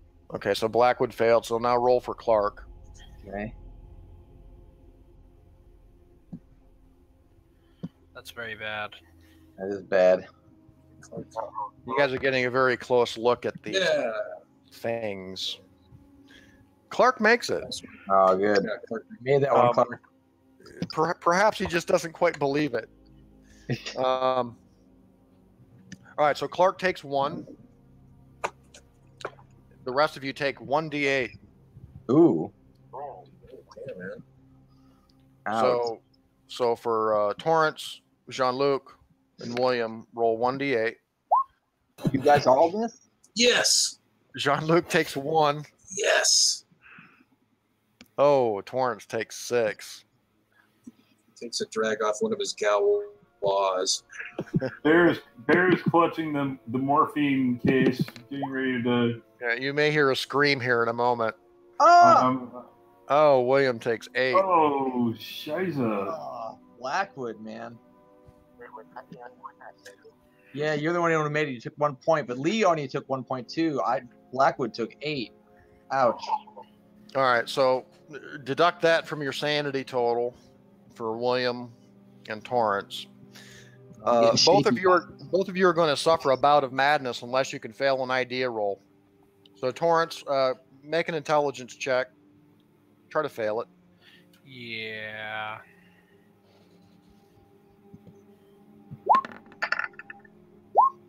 I 16. Oh, damn you. Oh, insanity ensues. Okay, now for William.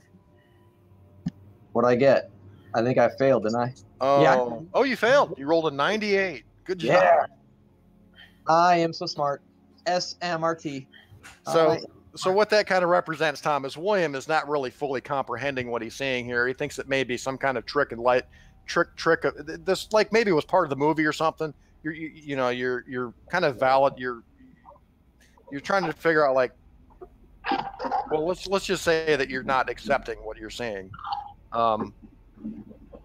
It's Bear's shadow on the projector. Yeah. Maybe this is just like a costume or something, It must be a costume.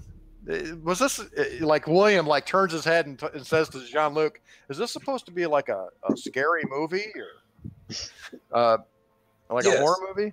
As a beat comes down his brow. It is a horror movie. Très horrible. Meanwhile, Bear from outside, you hear Torrance shout. What would Torrance shout? Being a Libyan. Well, anyway, while you're thinking of what Torrance would shout, I need you to roll a D10 out. Great. My favorite die. Yeah, there's no good roll on this one.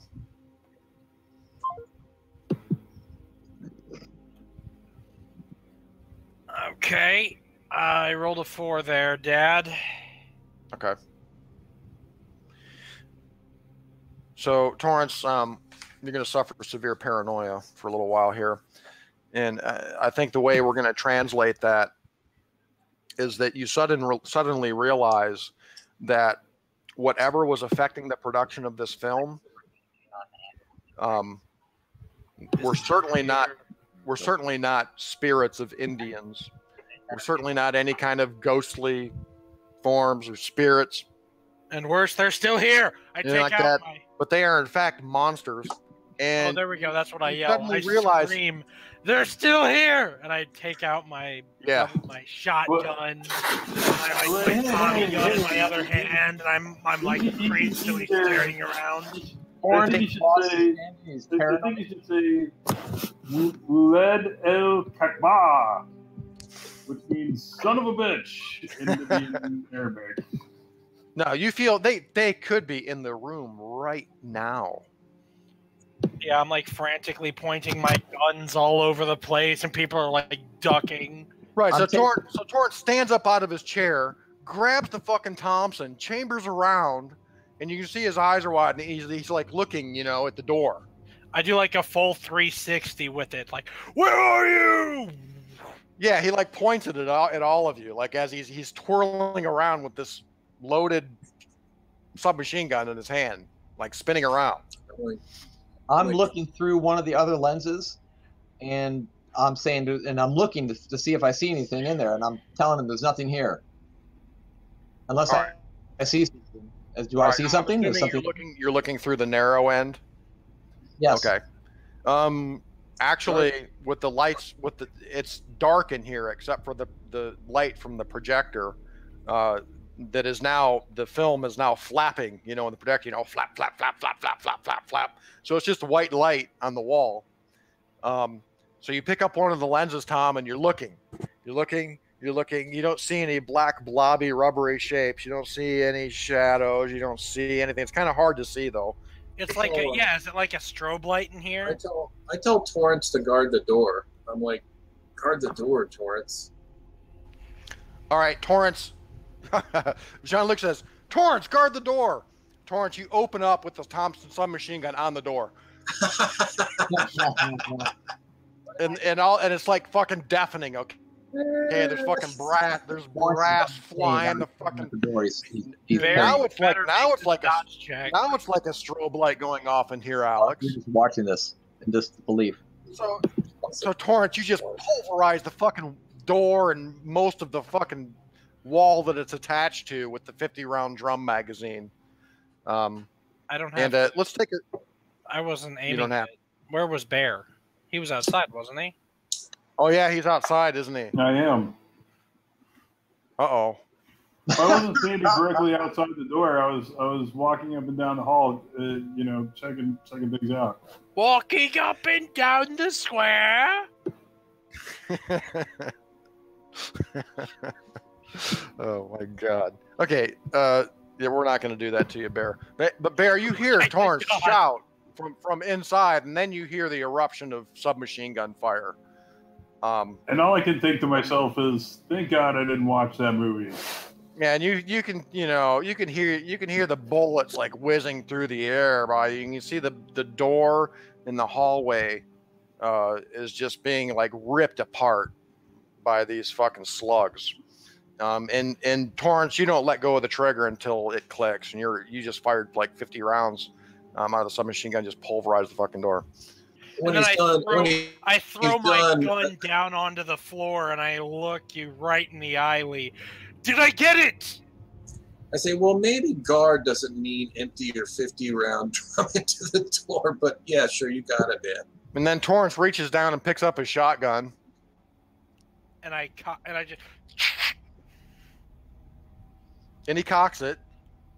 And I'm breathing all heavily, and I'm like looking up and around. And I'm like looking out the window. Does I turn to the doctor. I'm like, do you have any morphine, doctor? The room's full of smoke. Do I see anything through this lens? No, you don't. Not inside of this room. Okay. We had morphine, didn't we? Doctor? Oh yeah, we got morphine.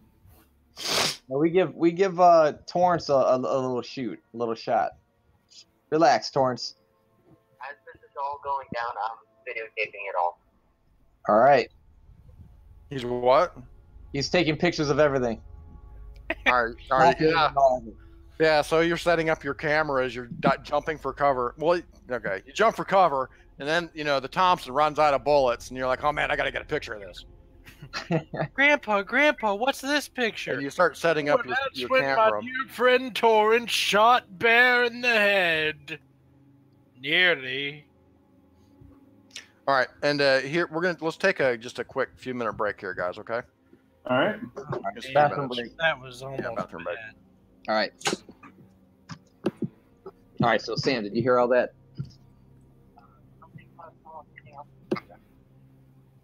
Yeah, but you heard why? Because he went insane? So he went insane, and he...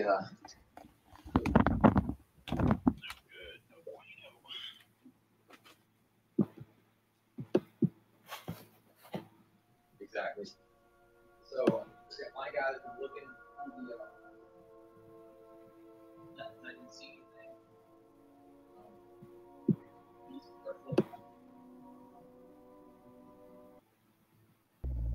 It sounds like we need to guard.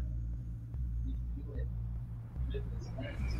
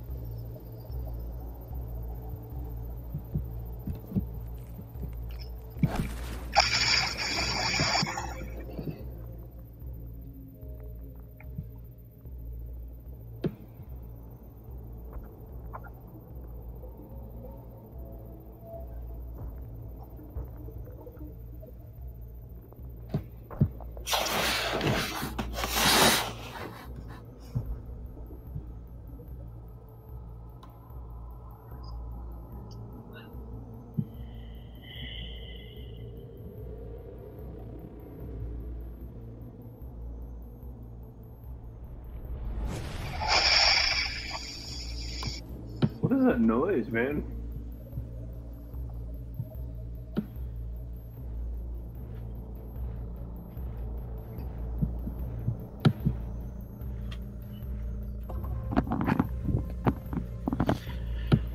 All right, that's some bad mojo. That's why I didn't watch the movie. Gotta stay away from that stuff.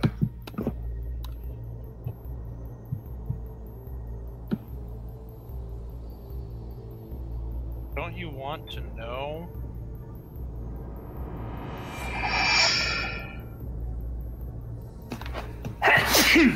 Actually, yeah, I do want to know, but I don't think the whole party needs to sacrifice their sanity to know.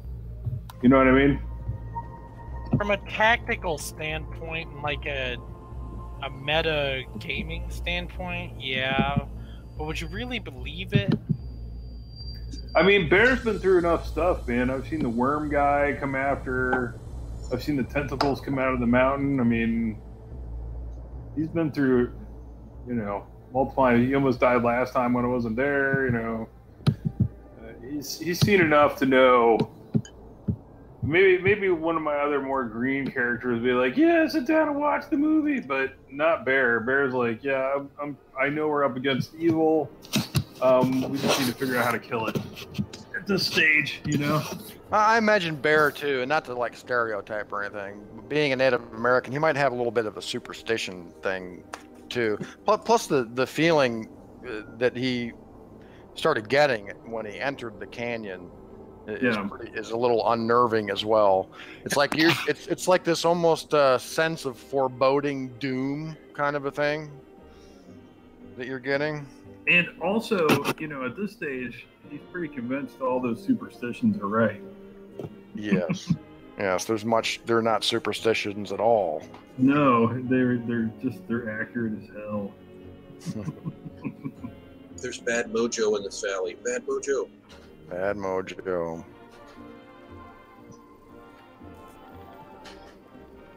All right. I'll be right back in a sec. And crab people.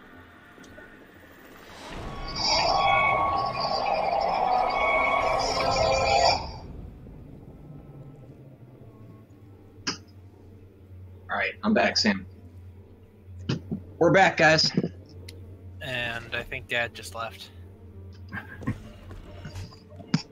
Yeah, he thought you guys took too long. Gave up. Left. All right, I'm back. Oh no, he regained his.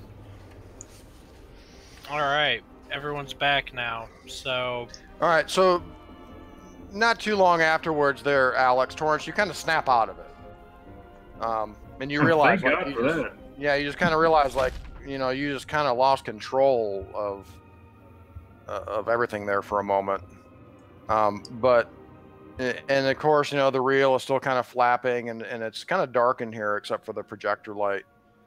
And then there's this kind of flash from Clark's camera that kind of half blinds you for a moment as he takes your picture. He captured your soul. I kind of stare blankly at Clark for a moment, and then I blink and I shake my head. Hey, I have an idea. The reel where James Raven speaks to the camera. We should play that one back, not the one with it. And my eyes kind of go wide. In there, just him speaking. I think we could read his lips, see what he's saying. We tried that. Didn't we try that already? Or what? Try reading his lips. I think we tried this before. Oh yeah, we did. Slow it down. Yeah, I think I deemed it impossible with your current skill set. Yeah. You know, that takes some serious study to be able to read someone's lips. I'm a spy. Yeah. Do you have lip reading as a skill? Can I get it as a skill? Gonna start working on it now. Not working. Yeah. You might have to go back to spy school. Spy school. Oh man, all the hours of spy school.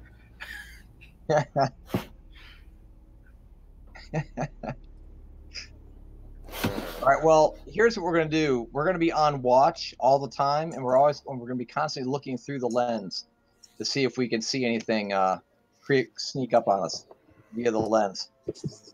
Yeah, I don't want any horny blob monsters. I mean, we couldn't just slow it down to incredibly slow levels and just watch his mouth. You could, but you won't be able to read his lips. You could try. I'd like to spend time doing that. Just watching the reel over and over in incredibly slow motion, trying to take down the syllables. Barry, you're outside. Torrance, as you're like, hey, can we watch that James Raven clip again? And Tom Williams standing there, he's got the lens up to his eye, you know, as he's talking to him, to Torrance. And he's like, can we look at that clip again? And Jean-Luc, you're kind of standing there, you know, and you're looking at all these brass casings all over the place, and the room's still full of smoke, and you see all the bullet holes in the fucking wall. Barry, you're outside. The generator stops, and the lights go out in the room. Uh-oh. So I turn on my flashlight. Bing! Looks like we need to get out of here, gentlemen. Follow me. Yeah, Bear, the generator's just kind of around the corner over there by where your cars are parked. I mutter something about them being here. All right, well... You definitely would have still some feelings of paranoia at this point, Lawrence. They're not only could they be here, but they are here. You're quite certain of it. We'll make sure Torrance is in front of us. Get your powder ready, Alex. Yeah, I get my Colonel Morgan's air rifle ready. I set up a little bit of that. I set it up so I can just blast powder. And then in the other hand, I have my double barrel. So I've got the air rifle in one hand, sort of shouldering it. All right, so everybody exits the building, or exits into the hallway, Bear, where you are. And Bear, you're probably the first to hear the generator cut off, and you guys only notice it just because the lights go out in the room. So what, you're going to check out the generator? Is that what you're doing? Well, yeah, let's get out of here first, and then we'll I mean, I'll definitely take a stroll over to see what happened. Okay. Let's cut off because of lack of gas, or. All right, so you step out into the heat of the day, and walk over. Out, Sean. Huh? I have my sword out. Okay, so you got a sword in one hand and a lens in the other. Yep. Does anybody else have the other lenses? There are 2 other lenses. Well, Clark should probably have one, right? Yeah, Clark, you want a lens? You can scan around from the back. I demand one. Okay, and then Torrance has one, I guess. Okay. So you walk up to the generator. You have 2 generators, and they're kind of sitting side by side. You guys were just using one of the generators to run the projector that you hooked up to it. And the generator has stopped running. And apparently it stopped running because all of the electrical wires have been ripped and torn and broken and shredded in both of the generators. Wow. Just now? I guess. All right, somebody take a look with that lens that you were talking about. See if you can see something out here. Do we see anything? I mean, nope. All three people with the lenses should scan around them. I scan real hard. Spot hidden. Both of the that's generators. the hardest I ever scanned before. Both of the generators just kind of sit there. They in pieces. They've been, and Lee, knowing a little bit about electronics, Jean-Luc, you definitely just see, immediately realize like they're beyond repair. They've been totally fucked up. Both of the generators? None of you see anything in the lenses. You're standing among the buildings near the barrack buildings, and the set is just off there to your north. But scanning, around you, you guys are kind of among some buildings, so you don't have much of a view of the open outlying area of the where the buildings are. But looking around, you don't see anything. I look into the windows, the high places, like up in the tower windows. If there are any towers on the set. I'm looking on the ground to see if I see like any footprints, like any movement of sand or anything, or trees or something. Cool. No, you don't see anything. Not even a horny toad. They float though, don't they? Mm. So, did these guys come out and tell Bear what they saw in the pictures? Oh yeah, definitely. Bear should ask. You can see Torrance is a little jittery. All right, don't ask Torrance. I tell him, but I said I don't believe it. I think it was something fake about it. Okay. Torrance gives him a look like, "Are you serious?" Do the clawed gropey things strike any chords with Bear as far as things from I don't know, lore from the area I would have heard of?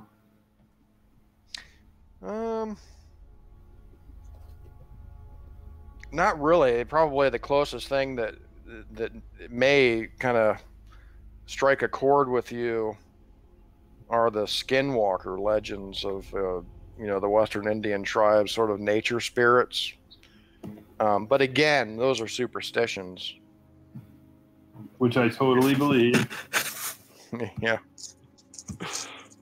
I mean, I'm not saying from my perspective. I'm just saying from your perspective, you would recognize it as being somewhat superstitions after what you've been through. But no, nothing specific of floating humanoid dog-like heads, rows of teeth like a shark. No, that's pretty weird. Crab-like pinchers on the ends of their arms. It ain't right. That ain't right. Things that walked and crawled that ain't nada. All right, well, guys, we need to. I mean, we're not just to sit here and we get attacked. We need to find this Arc. All right, aren't we here trying to find the Arc? Oh yeah, we're not here to read it. Well, we probably need to, a search of the general area, right? Were there metal detectors back then? I think I've asked this question before. No, I think we discovered that about 1928. Yeah, that was it. It was in the 20s, but too late. That's super future tech. 2 years down the line. Can we look around at like the cliffs of this area, see if we see like a little, like maybe where there would be a cave or somewhere where people would have lived, like the pueblos, like the little buildings and stuff, anything like in this whole area, like trying to find like some kind of home or somewhere where maybe ancient Indians lived or something. Well, you're pretty certain you could find something like that. Now, when you say look, do you mean like just kind of looking up there or using binoculars, or do you mean actually walking up there and taking a look around? Walking, taking a look around. Is that what you're going to do? Yep. That's what I suggest to everybody. Going it alone? Clark, no, I say, Clark, take some pictures. Let's document this.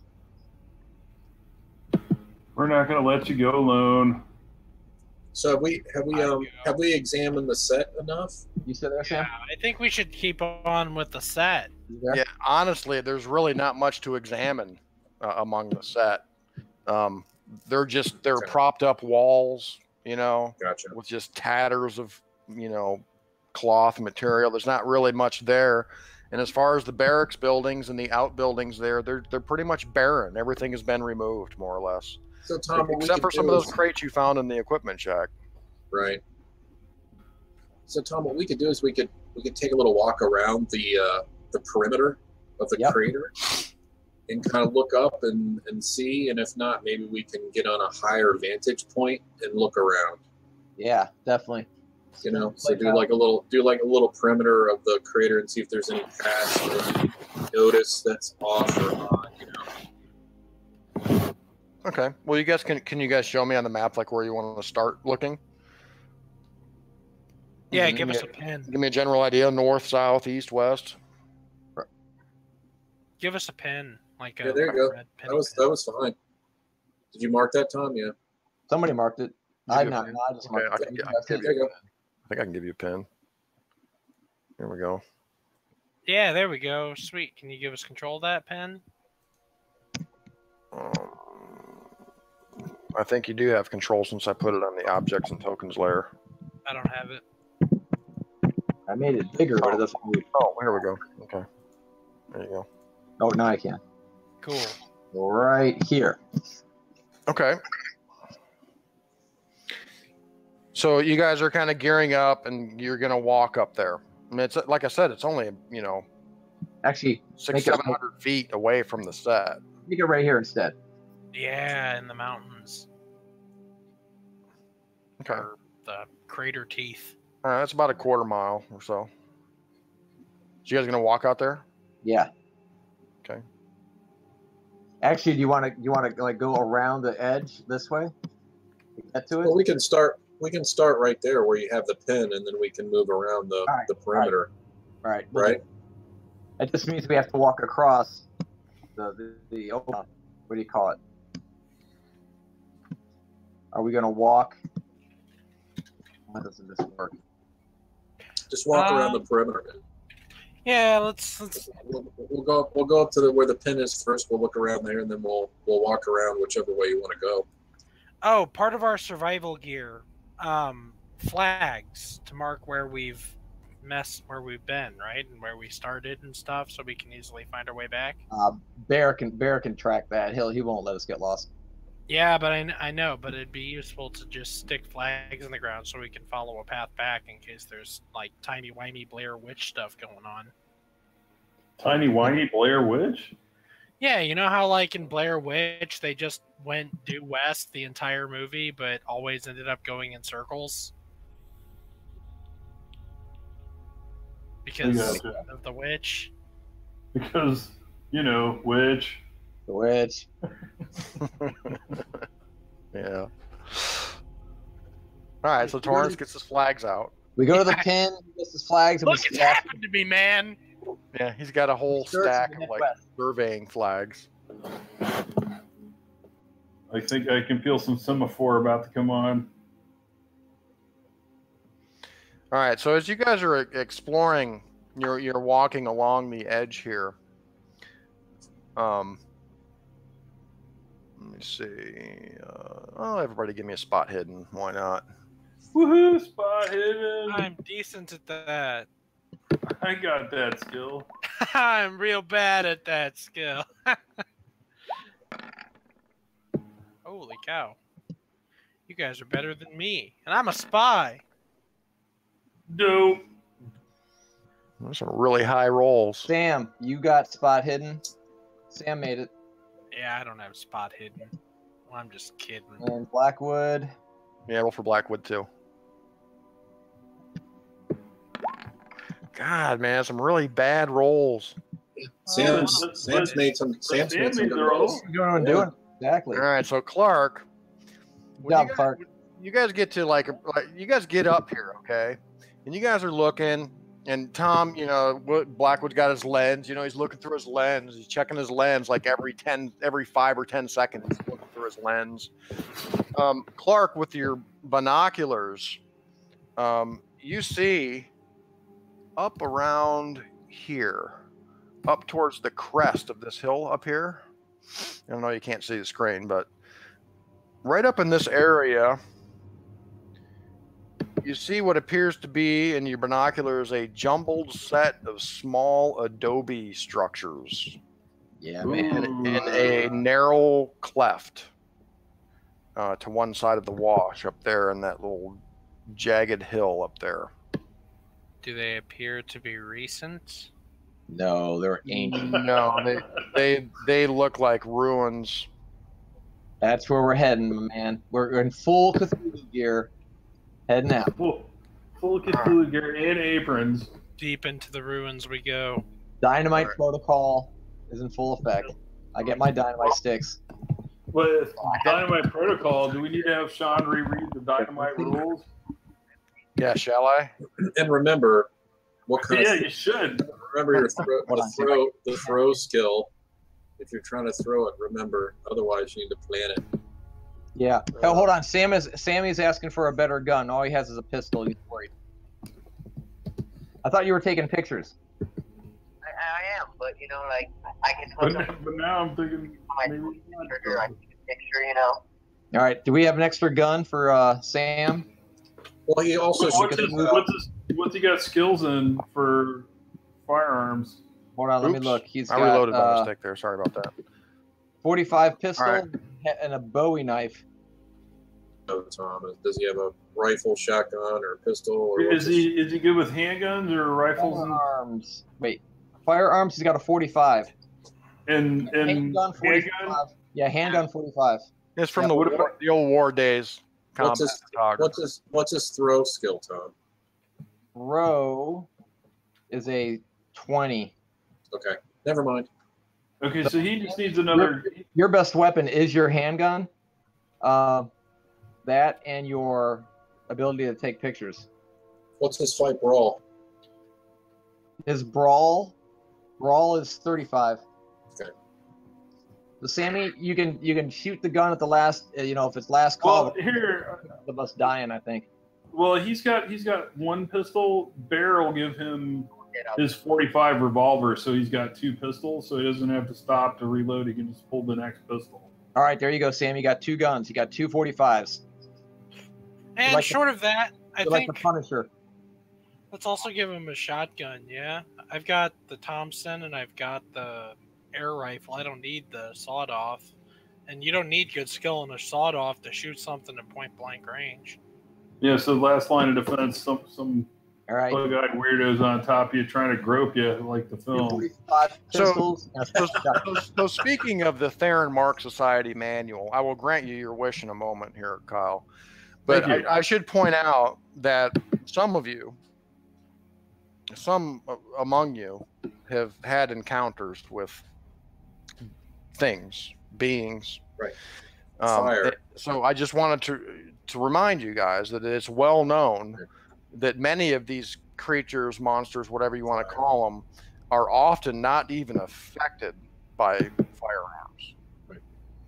So that's why I brought all the bottles and the gasoline. So I have 3 Molotov cocktails on me, but anybody else can load up on those. Yeah, and I'm not saying that the blubbery, black, crabby things aren't. I just wanted to remind you. Right. Wait, no, Sam. Give Sam the tape recorder with the spell on it. Sam has the tape recorder actually. Yeah, we talked Sam, about. Sam, you got that tape recorder with the spell on it, so you can just hit play and start casting that spell. Doesn't he need the powder or something with it too, or what? Yes, the chant that came from those who live under the world. Yeah. No, he just needs the chant. So the entry, it's a short entry in the Theron Mark's manual regarding dynamite. It says this is a weapon of last resort. It is dangerous to the investigator and often counterproductive to the success of the investigation. And then it just goes on to say that see the entry about demolitions experts and the entry covering tactics with dynamite. So there you go. Yeah. So it's better if it's planted or planned as opposed to spur of the moment. Got it. So I have my sword and I have my sword out, and the powder and the lens. Let's go investigate. Do we have time? What time is it? Man, we have a little time. Okay. Just enough time to end with the cliffhanger. Yeah, exactly. That's what I'm literally. All right. Dun, dun, dun. No. All right. So you guys are climbing up there. I need a marching order. Oh boy. Or are you guys kind of climbing up together? Or are we gonna have I'll climb. I'll climb here? Yeah, I'll climb first, and we've got climbing gear. I've got a 70 climb. Okay. So I'll actually try to climb first and anchor, put in anchors, and do a lead line for them. Okay. Yeah. Who's coming up behind Jean-Paul? Jean-Luc. Jean-Luc. Montmorency, Laval. I'll come up. I'll be next. All right, William. All right, and then Bear. Yep. And the others in tow. Okay. Yep, and I've got my air rifle with my Benghazi powder lined up. Okay. So Jean-Luc, it's really not too hard going. It's fairly steep, but not really steep enough to need any real, climbing gear per se. I'm assuming that you're all tethered, though, right? Tethered to each other. Is that what you said? Like you're gonna kind of tether? I won't tether everybody, but we'll have a line. I'll basically have a lug lead, so I'll be laying down a line and putting in anchors, so in case anybody slipped, they could grab a hold of the rope, right? Yeah. Okay. I guess we could all lock on to it if you guys wanted to. No. Yeah. About halfway up, at about this point right here, the going gets a little tougher, and it takes a little more climbing. You have to kind of shimmy to the left and then climb up to the right. There's more rock climbing going on here, so basically everybody's hands and feet need to be free. You guys are climbing up, not a sheer face, but it's sheer enough to where you need to grab on and hold on if you don't want to fall back down into the canyon below. As you get up a little bit higher, up to about here, Lee, you can see the adobe buildings up there now. It's not too much further up there. It's over this cleft of rock with this kind of sheer cliff that you're going to have to kind of surmount by jutting a little bit to the east there, kind of going around and coming up the western face of this hill. Okay. So you begin heading east a little bit, and at that point you hear this cracking, rumbling sound coming from above. Grab onto the rope, and you see boulders and rocks sliding down the side of this cliff face down towards you. Grab onto the rope. I yell. Jean-Luc begins yelling. He forgets to speak English. He's yelling something in French, and I need everybody to make a luck roll first. Okay. Can I make a climb roll? Hold on. Sam, you're going luck. Here we go. You got an 80. You're a pretty lucky guy. Damn. Oh, and he fails. What? Oh, sorry, Sam. Sam rolled a 97. Oh, yeah. All right. Hopefully Blackwood does better. Bear gets a hard success. Good job, Bear.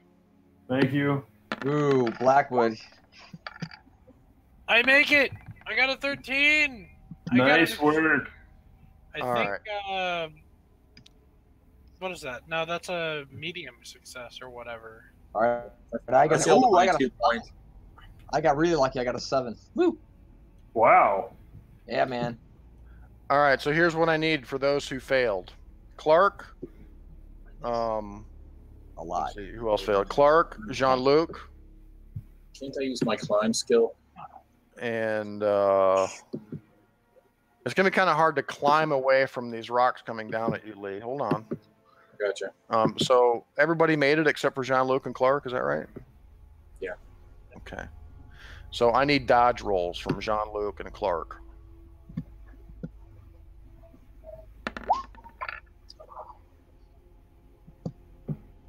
Hold on, Clark.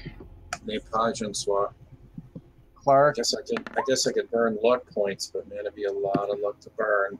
Ooh, Clark, you missed dodge by a lot. He's in the same boat I am. I'm trying to wonder if I should burn my luck on it. There's potential. Well, you're going to be hit by some rocks. Mother, how much luck would I have to burn? 13. How much? 13 luck. Yeah, but it's that or die. I don't know. Is it that or die? You never know. I'd burn the luck. Quite possibly. Jean-Luc, looks like you'd have to spend 21 luck to make that dodge roll. I know. And I'll tell you what, if there's any time to ever be lucky, now's the time. So I do it. I burn the luck. Yeah, burn the luck, man. What? Burn the luck. I'm going to burn it. All right, Sammy says burn. All right, some of these boulders are like the size of an automobile, okay? Coming down at you guys. No joke. So it looks like there's sort of this landslide coming in at you guys. You guys jump for cover. And moments later, There's just kind of dust in the air all around you. Some of you guys have some kind of scrapes and bruises from trying to get out of the way, but everybody seems to be okay. Jean-Luc curses in French. And you know, William, you don't think that was like kind of, you know, very accidental. I think some of you guys probably would realize that too. Like Bear, you too. It's like, you know, that was not a natural occurrence, Bear. Shit like that just really doesn't happen randomly. Yeah, so we're now. I mean, we're not pausing. We're trying to get up there as quickly as possible now, man. Yeah, we're definitely headed in the right direction. Yep. Okay. All right. So eventually, about 20 minutes later, you get up to this sort of jumbled set of small adobe rooms in this narrow cleft. And it's kind of inside of this cleft that's been, it's a natural sort of cave that's partially enclosed. And inside of the cleft, you can see these adobe structures, you know, made out of mud. And they seem to be kind of crumbling and ruined, many of them, but most of them actually seem to be intact. And just judging by looking at them, it looks like most of them can be entered from the roofs. There's no doors. There are some kind of high window looking openings in some of these, but you're kind of looking down at this thing for your perspective, and it looks like all these rooms can be entered from their roofs. Are there ladders up to the roofs, or? I tell the people with the lenses to scan. Yeah, scan with the lenses. Probably at one time there were, Tom. Yeah. Yeah.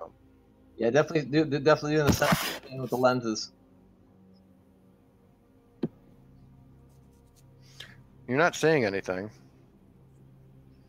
I flipped the lens backwards and looked through it. Okay, you see swirling patterns of light and crazy looking angular objects floating in your vision. It kind of strains your eyes and gives you a bit of a headache.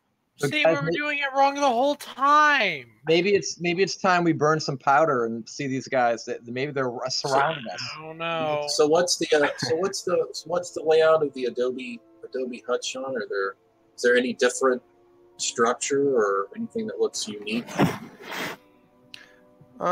Not really. I mean, just to kind of give you a sense, if you look at this picture up here, right here, right, it's kind of what we're looking at. It's this natural recess in this cleft, and you see these structures built out of mud with kind of high windows, with no real like ground level entrances in them, and many of them are kind of crumbled into ruin or open. You can see the interiors of some of them, but you would judge there's probably at least 50 or 60 separate buildings among this sort of jumbled ruin here. Wow. Guess we'll have to start methodically searching, man. Okay. Yeah. Pick one structure on the far side and we'll move through, I guess. Okay. So you guys search around. After about 40 minutes or so, I'm assuming you're all staying together. You're not like, let's split up and search, right? No, nobody's saying that. Yeah. That's like one of the misty creatures throwing their voice into the crowd. Yeah, I think it's a great idea. No, we're not listening to that. After about 40 minutes, Lee, I guess your point, because there is still a little bit of climbing involved here, kind of climbing around these ruins. You find this building that's kind of in the center of this whole area, and inside, you're kind of looking down at it, and you can see there's an entrance into the roof, and it's been partially crumbled, so you can see the inside of it. And you see what appears to be a chamber on the inside that contains what was once a fire pit, probably about 10 feet in diameter, circular fire pit, long unused, of course. And on the walls within this chamber, you see a series of pictographs that look like they've been etched onto the walls with probably some kind of paint or pigment Much of it has been obscured, by the sands of time. But the walls of this chamber all around are filled with these pictographs.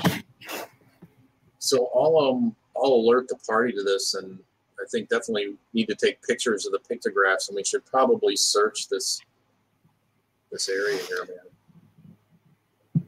Yeah. All right, so you guys are going to enter the structure then, right? Yeah. Upon closer inspection, as I said, there's a huge kind of fire pit in the middle of this room, now kind of filled with sand from all of the years. But the pictographs appear to show humans, but among the humans, you see standing large black humanoid creatures, a bit larger than human sized. And looking at the pictures now, and from what you saw in the film, they definitely do resemble the rubbery shark crab creatures. And these figures are all dancing around a fire. Mm-hmm. Does anybody have any kind of archaeology or anthropology? Hold on. Archaeology 1, Anthropology 1. I have 1% in each. That's a percent. Well, everybody has a percent. Where's I wouldn't mind rolling against my ones. Where's you never the know. Yeah, how else are we supposed to get better at anthropology and archaeology? Other than going to school. Yeah. School. That's crazy talk. See, it's only a 94. Hey, Kyle, does Bear have any occult skill? Oh, he does. All right, with Bear's Native American heritage, I would allow an occult skill from Bear for this. All right. Oh. Cool. Damn it! Oh, well. I was just around 35 points away from the scoring. It appears to be, your standard fare as far as Native American, rain dances, things like that. But of course, you're assuming that these humans are dancing with these large black creatures. It's probably not a rain dance.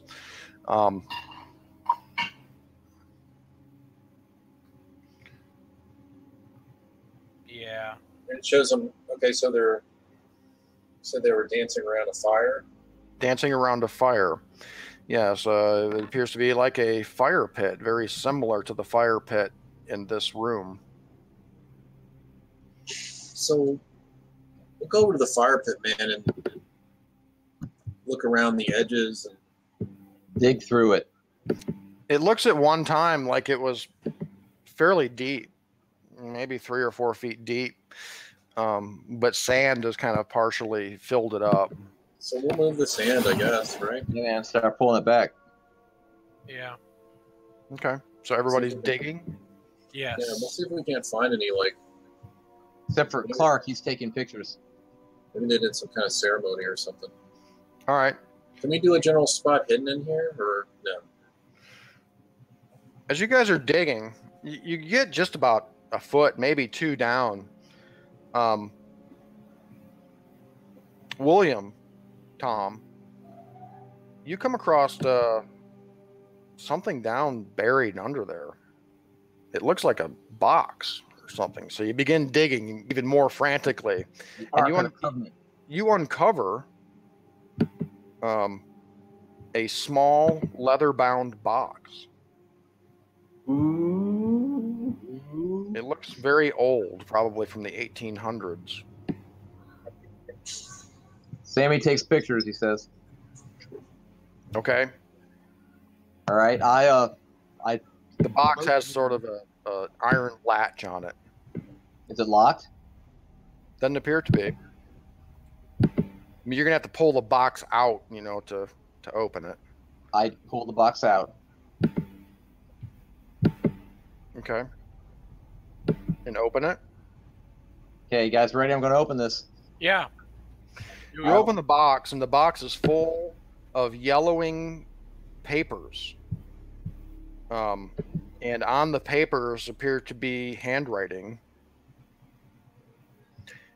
And just glancing at it, you can see, there's about 12, 15 pages in this box. It appears to be describing some sort of ritual or spell. Oh. Some sort of... It talks about transformative powers of the old ones. You can see that Yig is mentioned. You also see that the black goat of the woods, or the mother, is referred to quite often. But it appears to describe some sort of transformative spell. Everybody give me a spot hidden. Transformative spell.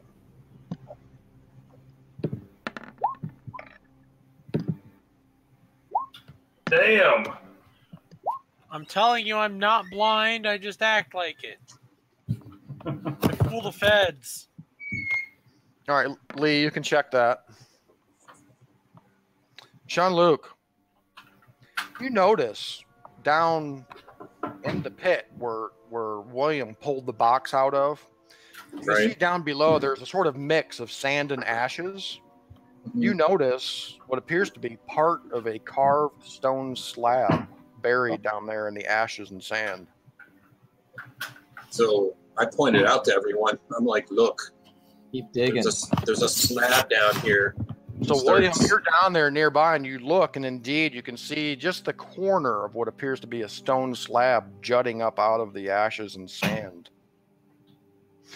And you begin digging, and what you uncover is this.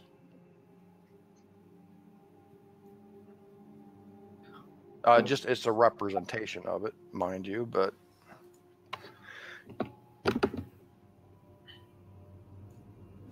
is a stone slab roughly 1 feet wide and 2 feet long, weighs about 60 pounds, and it's obviously Native American related, but the glyphs and writing on it appear to be very similar to some of the glyphs and writing you have seen on the Disc of Relay. Now, is that a real skull on it? No, it's carved into the stone. Seems to be carved out of pretty hard sandstone. Is there anything under the slab? Does it like open up into a chamber or something? Digging further? Yes.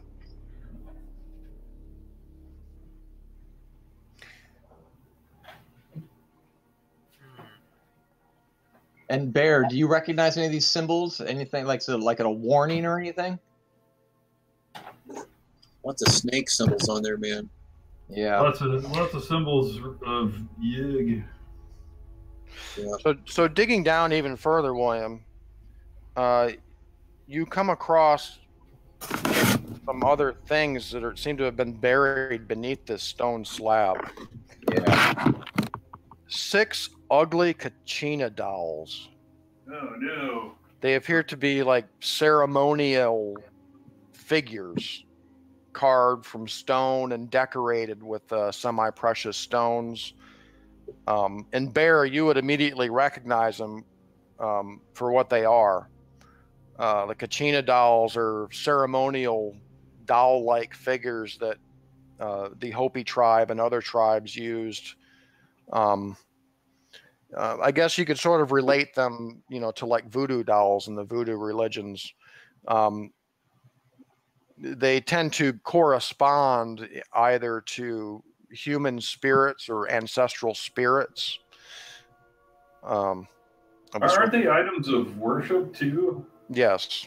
They're part of like ancestor worship rituals and things like that. But these are a little different.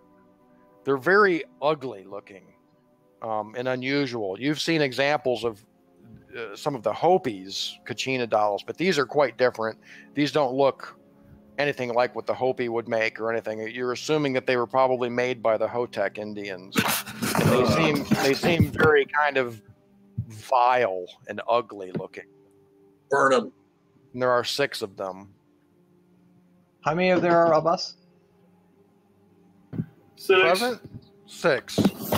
There are 5. There are 5 of you present. I'm gonna go to bed and do that tomorrow. All right. Yeah, we're almost done. Okay, I'll fill you in, Sam. All right, good night. All right, Sam's out. Okay. All right. The dolls. Was there any mention of anything like that in the information we read about the Hotech, Sean? Any mention of any kind of No dolls? mention of any kind of dolls, no. Okay.